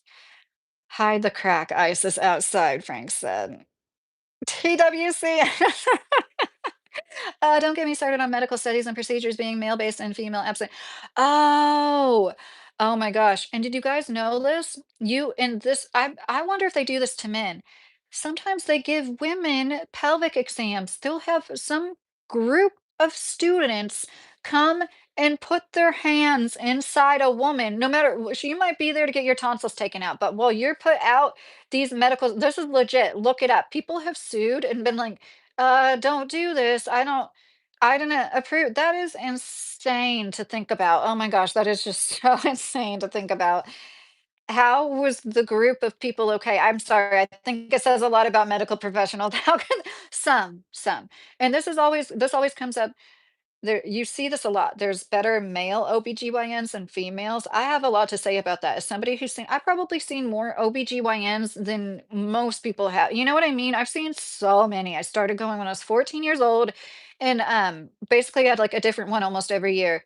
And then when you're pregnant, you see like a bunch of them at the practice. So anyways, I think there's no real truth to like men are better than women. I think men can be good OBGYNs, and but I do understand why a woman wouldn't want a man. But the most I felt a doctor ever cared about me was the beginning of the cervical stuff, and it was a man in Louisville, and he is retired, unfortunately. But he really did seem like concerned and told me about like the stage it was and how that wasn't good. And he talked about pelvic floor therapy before anybody else. Most women don't bring that shit up, and he told me I should get pelvic floor therapy. And anyways, to help with my bladder condition too, and that was pretty forward thinking at the time. You wouldn't think it would be, but it is. And, um, there was also, like, some movement I found online once where, like, women were trying to say men should not be allowed to be OBGYNs, and I thought that was interesting. Like, I do understand, okay? I had one be really inappropriate with me when I told him about my cervix, and,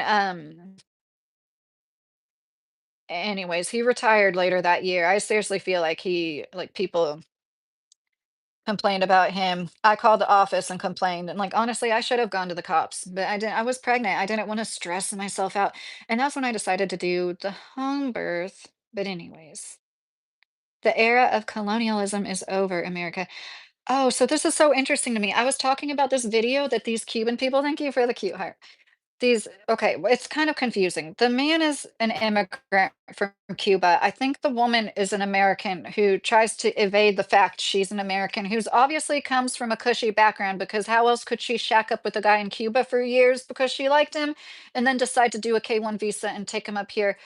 They said, oh my God, no, they literally, while they're talking about, they're like, "You have no idea what an imperialist regime is." What? What is imperialism if it's not saying we're gonna go to from country to country? That's what Lindsey, what's his face said. Lindsey Graham said, "We're gonna go from country to country." That's imperialism. And I do understand if you wanna, like, have hope for the future any way you can, I get it. But, like, please. Oh my gosh. We have $1 billion a day almost for this, but I'm worrying if we're gonna qualify for Medicaid for our children. We don't have any healthcare coverage, but my children qualify for, like, the state, it's like, I don't know what it is. I don't know, honestly. It's like the state, we don't pay anything for it. And then it's like every time we have like a job change or whatever, I have to go apply and we still have a little bit of our tax return because we have to fix our septic system. So I'm trying to wait until that guy comes and repairs it so we don't have that money sitting in our bank account. But it's like we don't ever have money just sitting in. It's just so annoying the hoops you have to jump through just to get care. And then even we were in for a long time in the income bracket that was like you couldn't afford insurance, but you didn't qualify for it either. That's a huge problem. I know we're not the only people who have dealt with stuff like that. But unless you need surgery, there is a lot of people that they almost like the out-of-pocket thing because the insurance companies are so horrible to deal with. Some places will gladly have you as an out-of-pocket patient, you just be upfront with it and ask, how much is it going to cost? Hi, Daniel, how are you? Probiotic for, not from. What are the Europeans doing? Yeah, moonshiner. So somebody said earlier, like, where is UN? And I agree. I was asking the person in the live stream, Democrat or Republican. Oh, I'm a registered independent, R Miles. I have been since I was 18 years old. I used to lean towards the right, but I haven't lately. I'm so disappointed. And the whole point of like a conservative government to keep the government small, and like less regulations and everything. And it's just it's crazy to me that everybody is okay with everything they're doing right now. I am not muted, Whiskey. You don't sound like a Kentucky hick, you sound like a sophisticated Manhattanite. Okay, so is this chick named Stella Mags? Your vaginal probiotic ad was on my TV. It was good. TWC said, well, that can be really helpful for some women. Just plain yogurt, like good yogurt, if you're off down there, that's like what women did before Monistat came out. But anyways, what was I just, totally. Cuba is coming down next. Yeah, money bags. That's what. That's so interesting that the people from Cuba are talking about. You don't know how bad it is. Well, maybe once things get so horrible here, like people are doing bad. It's because people don't care about people. That lady that called around churches to ask for formula a few months ago, that really exposed something that a lot of us already know that have been in need before. And I know churches help people all the time. Some of those churches were willing to help her. And there was like some old man, some grandpa pastor that was from Kentucky, and he raised like $92,000 or something. I love that stuff. TWC, I'm a man. I didn't need to know all that stuff. Well, it is nice to see things be normalized, because I understand like you don't want to deal with it, but you have to have some empathy for the half of the population that has much more complicated anatomy and a lot to deal with every month. Oh, Adam. I save costs. I just do my own brain surgeries. What say you said? The only less regulation this administration has given us is less protection for water, air, food. Yeah, Janice. It's everything he's done is disappointing. And like the no tax on overtime, how that turned out to be just like the half a time. You know what it's like not what people were thinking it was. And I didn't even try to like file for that. I don't even know how to do it. I did work overtime hours at that factory, but it's like, okay, so if you're just giving us the half tax free, like what is even the point? I feel like if I lean to the right, I would definitely fall out the bed, David said. Right, crazy politics. In the end, they all enriching themselves said, yes, Michael, I got gas. Okay, doctor. Pyramid, what's going on? I've been drinking Monster Energy drinks, TWC. Yeah, he said that earlier. My friend Jenna is having an argument with her boyfriend. Um, that way she'll finally leave her man. I want that $2,000 he promised, but God, I'll go to the diesel today. It was $5 a gallon. That's interesting. Well, oh, Stone Papa, I hate that. That's like the worst feeling. I'm afraid that's gonna happen to me. There was like 2 times where I came home from the factory job I had last and I couldn't fall asleep, and I had to, like, work the next day after, like, literally not sleeping for 24 hours. It was awful. But anyways, a shout out to my cousins in Kentucky and at Bradenburg. Oh, that's cool, Dewey. I know where Bradenburg is.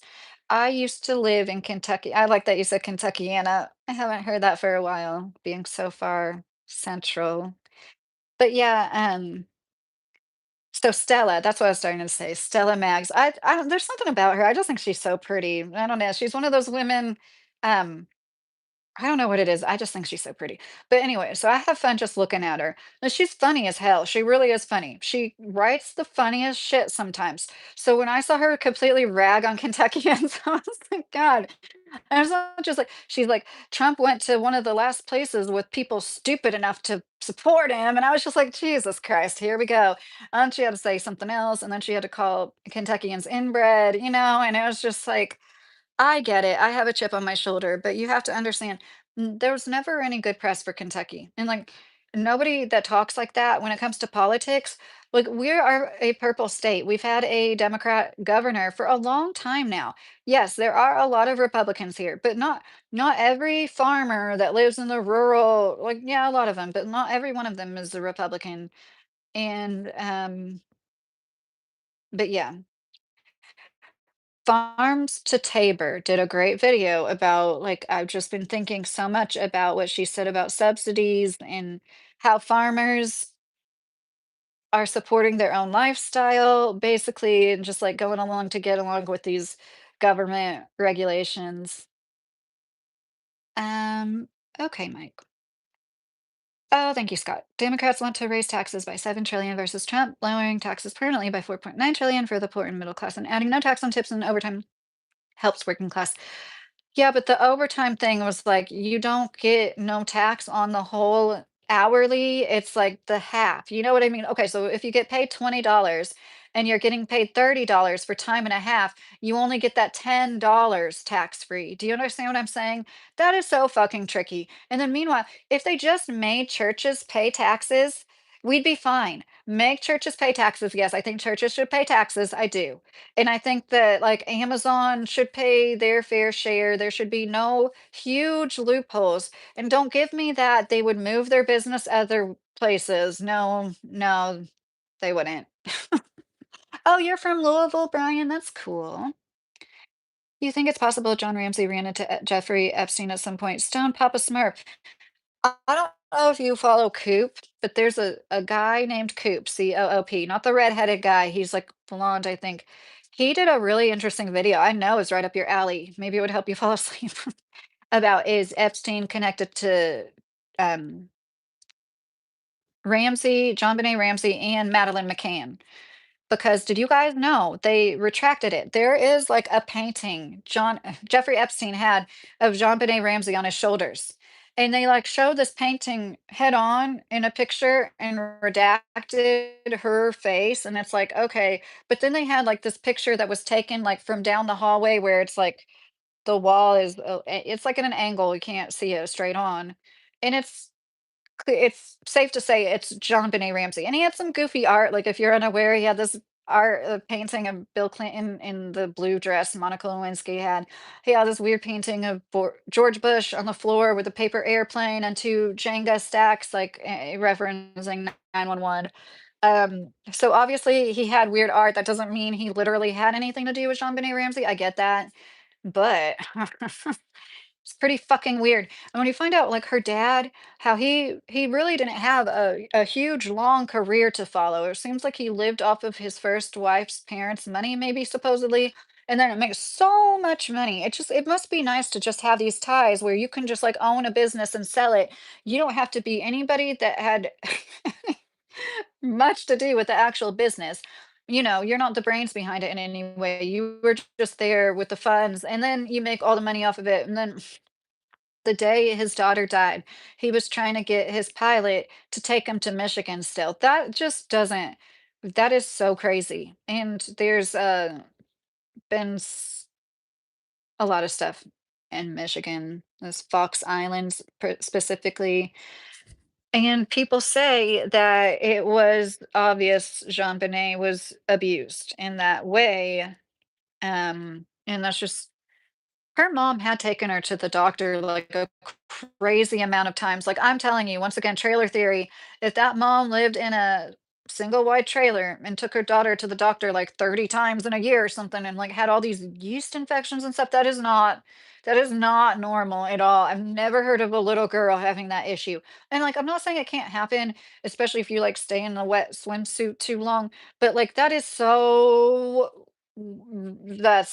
crazy. And like it goes over our heads. We can't fathom it because we would do anything to protect our children, but some people literally play a part in, like, passing their children around, and it is the most evil thing in the world. I think that's about as evil as it gets. Because it's one thing to just be fucked up and wanna do harm to other people. It's another level of evil when you bring them into the world and then you don't protect them, right? Money bags, things, tariffs are the answer. I'm not really talking about taxes. No, no. I am not an expert on any of that stuff at all. I don't think Trump cares about us. I don't think anybody cares about us. I think people that are good, like I used to believe more in Tulsi Gabbard, they end up becoming corrupted. And yeah, so I'm going to say this one more time, then I'm going to go. In On March 20th, 1991, George Bush Sr. signed into law. You can look this up. I'm sorry. I do have the name. I do have the actual law written down, but I don't think it's right by me.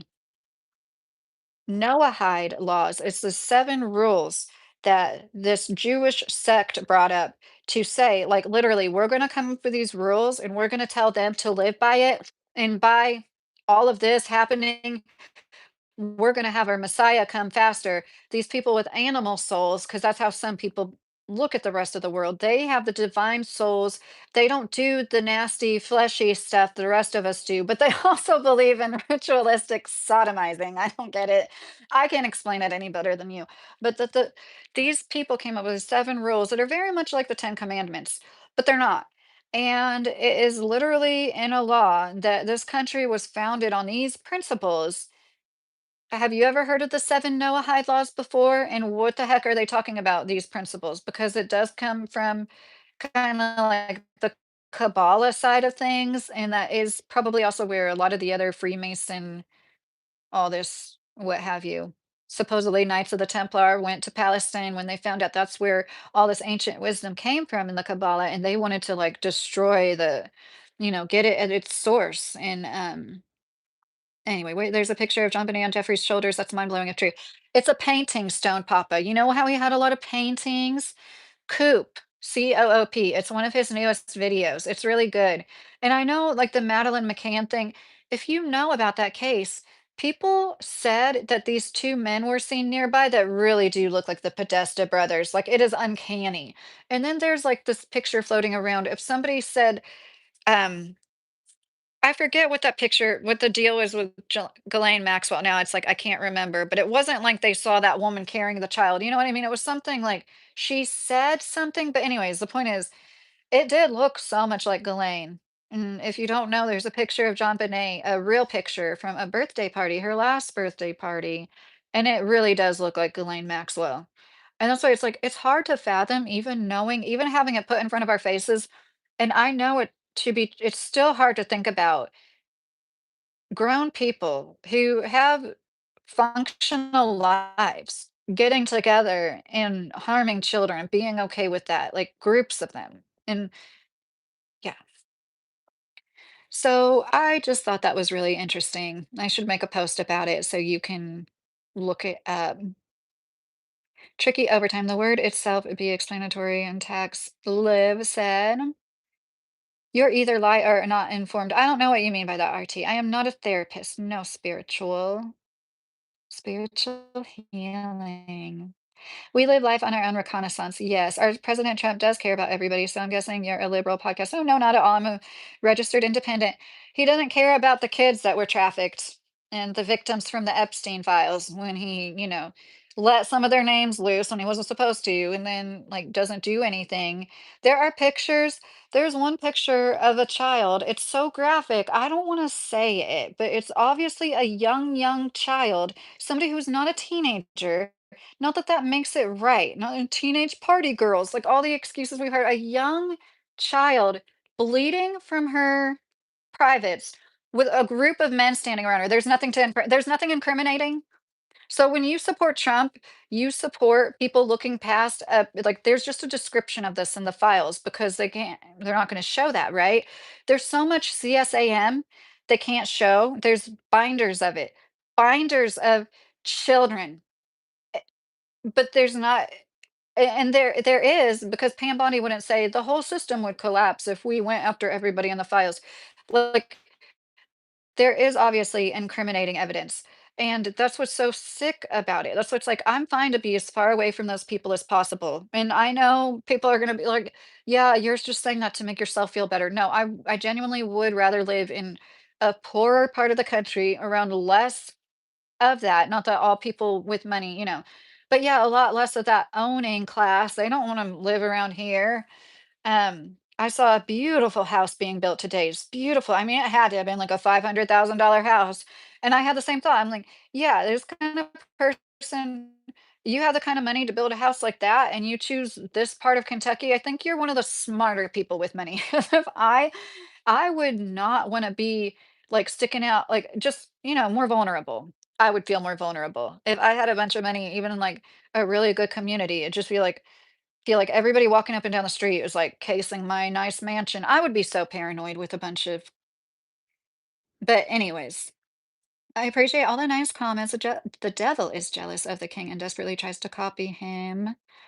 Maxwell was involved because someone who claimed to have seen Madeline in 2008 and then came back in 2020 and said she was with Maxwell. Yes, Stone Papa, and that picture, like the, oh my gosh, I forget that what it's called when you have somebody at the police department, like, right, wait, thank you for the lucky clover, son. $500,000 house is the starting price of a home where I live. Yeah, NorCal, that's crazy. You can still get a house for around 100,000. Most houses right around 100,000 are going to need work around here. But um if you have like 150, especially up to 250, if you have 250, you can get a nice house on 10 acres here. I went to Barnes and Noble today and asked the cashier for Trump's new book on deportations. Her response was, "Get the fuck out and don't come back." I said, "Yeah, that's the one." Oh my gosh, that was a good joke. 500K not in California, Liv said. Free Palestine, Missalat. Yeah, it's so, yeah, I've said everything I wanted to say. I just think that that's super interesting that in March 20th, 1991, on this particular rabbi's birthday, we were making like a day in honor of him, which they did want to name like his name day, but they decided not to do that at the last minute. That was what I read. And it's like education and awareness, but it's talking about how it literally, I didn't go into this that good. Let me see if this is my notes sitting in front of me. It says you Okay, yes, it is. Okay, I'm sorry. See, this is from my members only live. I'm not gonna go through all the notes. I want to read to you guys. This is that law I keep bringing up. Let me see if I wrote down Public Law 102-14. Okay, this is quotes from it, word for word. Whereas without these ethical values and principles have been the bedrock of society from the dawn of civilization when they were known as the seven Noahide laws. Whereas without these ethical values and principles, the edifice of civilization stands in serious peril of returning to chaos. Whereas society is profoundly concerned with the recent weakening of these principles. That's interesting. And at the same time, 1991, when was Satanic Panic? Like sometime in the 80s, there was like this real big push. And I believe like they kind of that was like divide and conquer type thing, like get people to hate people that don't think exactly like them. And the people that believe in like Satanism stuff, they're crazy. It was kind of like 'cause it kept coming out more and more. There's some crazy shit on these older talk about talk shows like Phil Donahue, Sally C. Raphael. There was people on there talking about satanic ritual abuse for decades now. They were more out in the open with certain things in the early 90s or 80s. It's pretty crazy. And to say that where society is profoundly concerned with but right around that time was when people started to, or mid 90s, late 90s, definitely, where it was like really a divide of church and state. They wanted to keep religion out of schools, especially. But then you'll say this about these things that nobody's ever heard of, that's like, and we're gonna get thrown into chaos. Like that is pretty crazy. Words do have meaning, and I understand thinking it's far-fetched to think that that holds some kind of power over us. Like we didn't even know of that law. Most of us hadn't heard of it. But I think it's pretty profound that um yeah, I think it started with the Federal Reserve, but 10 years before 911 happened and the Patriot Act happened, 11 years, we had this, or I guess less than 11 years. Gosh, I'm sorry. And it was almost like the start. Mm, And once again, not all Jews, okay? Not all Jews. Just like I don't think all Christians are bad. I don't think all Muslims are bad, but I do think that there's extremists from every group that ruin it for the rest of the people sometimes. One bedroom apartment for rent is $2,500 in California. That's so awful, Liv. That is so crazy. You too, Michael. I hope you have a good night. What is your opinion on the strides and innovation Tesla has been making in the biggest IPO in world history being SpaceX? Oh, Zenbox, you don't want to hear what I have to say about Elon Musk, one of the biggest talk about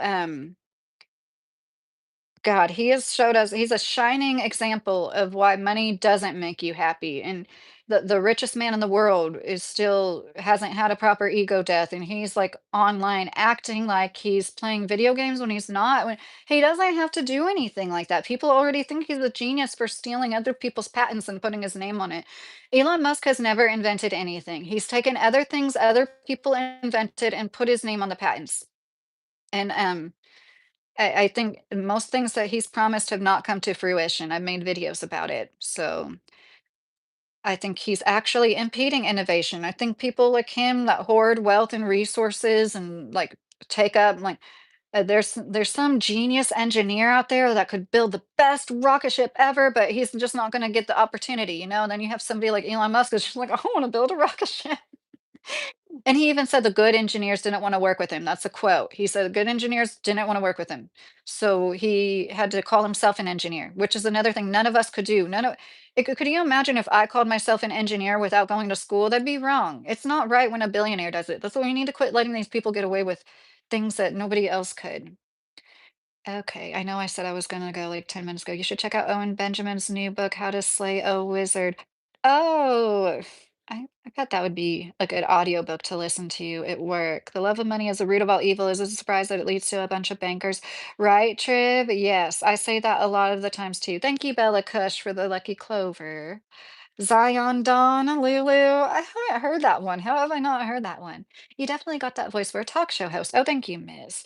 There were 13 steps up to the hanging rope at the gallows in the Western days. That's where it came from, as well as not walking under ladders. Thank you for saying that, Keith. Because, okay, so if you do listen to the beginning, or anybody listening right now listens to the beginning, when I talked about like link to the video, I got most of that stuff from in the beginning. And there's all sorts of like weird things people say about 13, but it's not.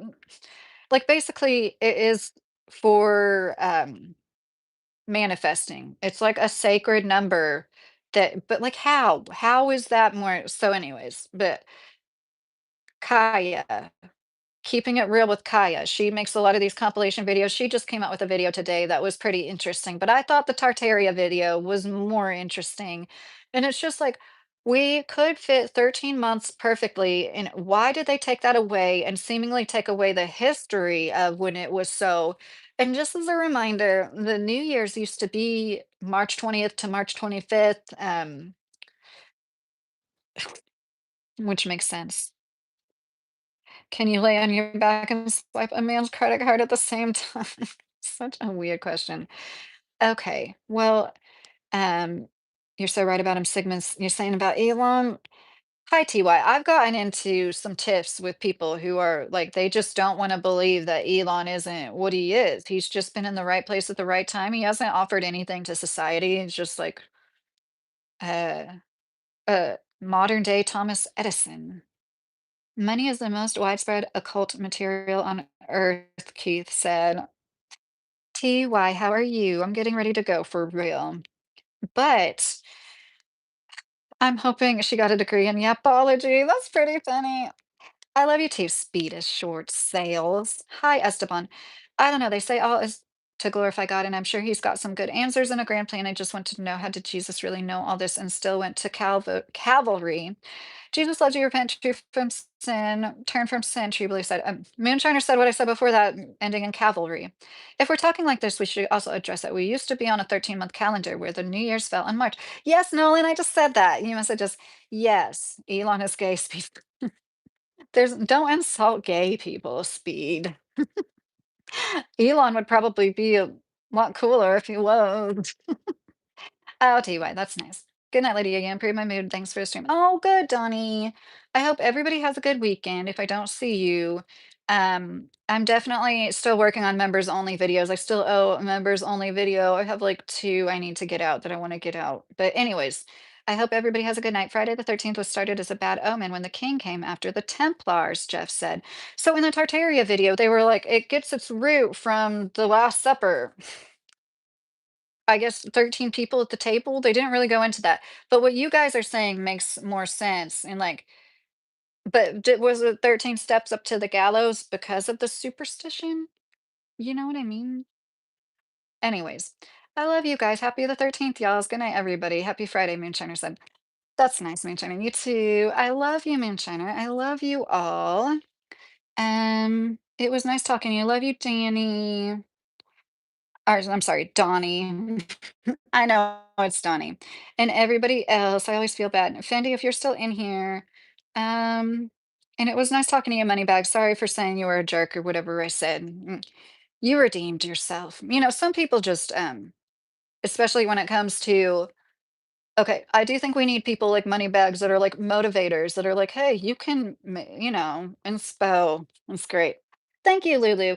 But when some people do it, like, in a patronizing way, which I really don't feel like that after I talk to him more. It's annoying. Love you guys. Good night.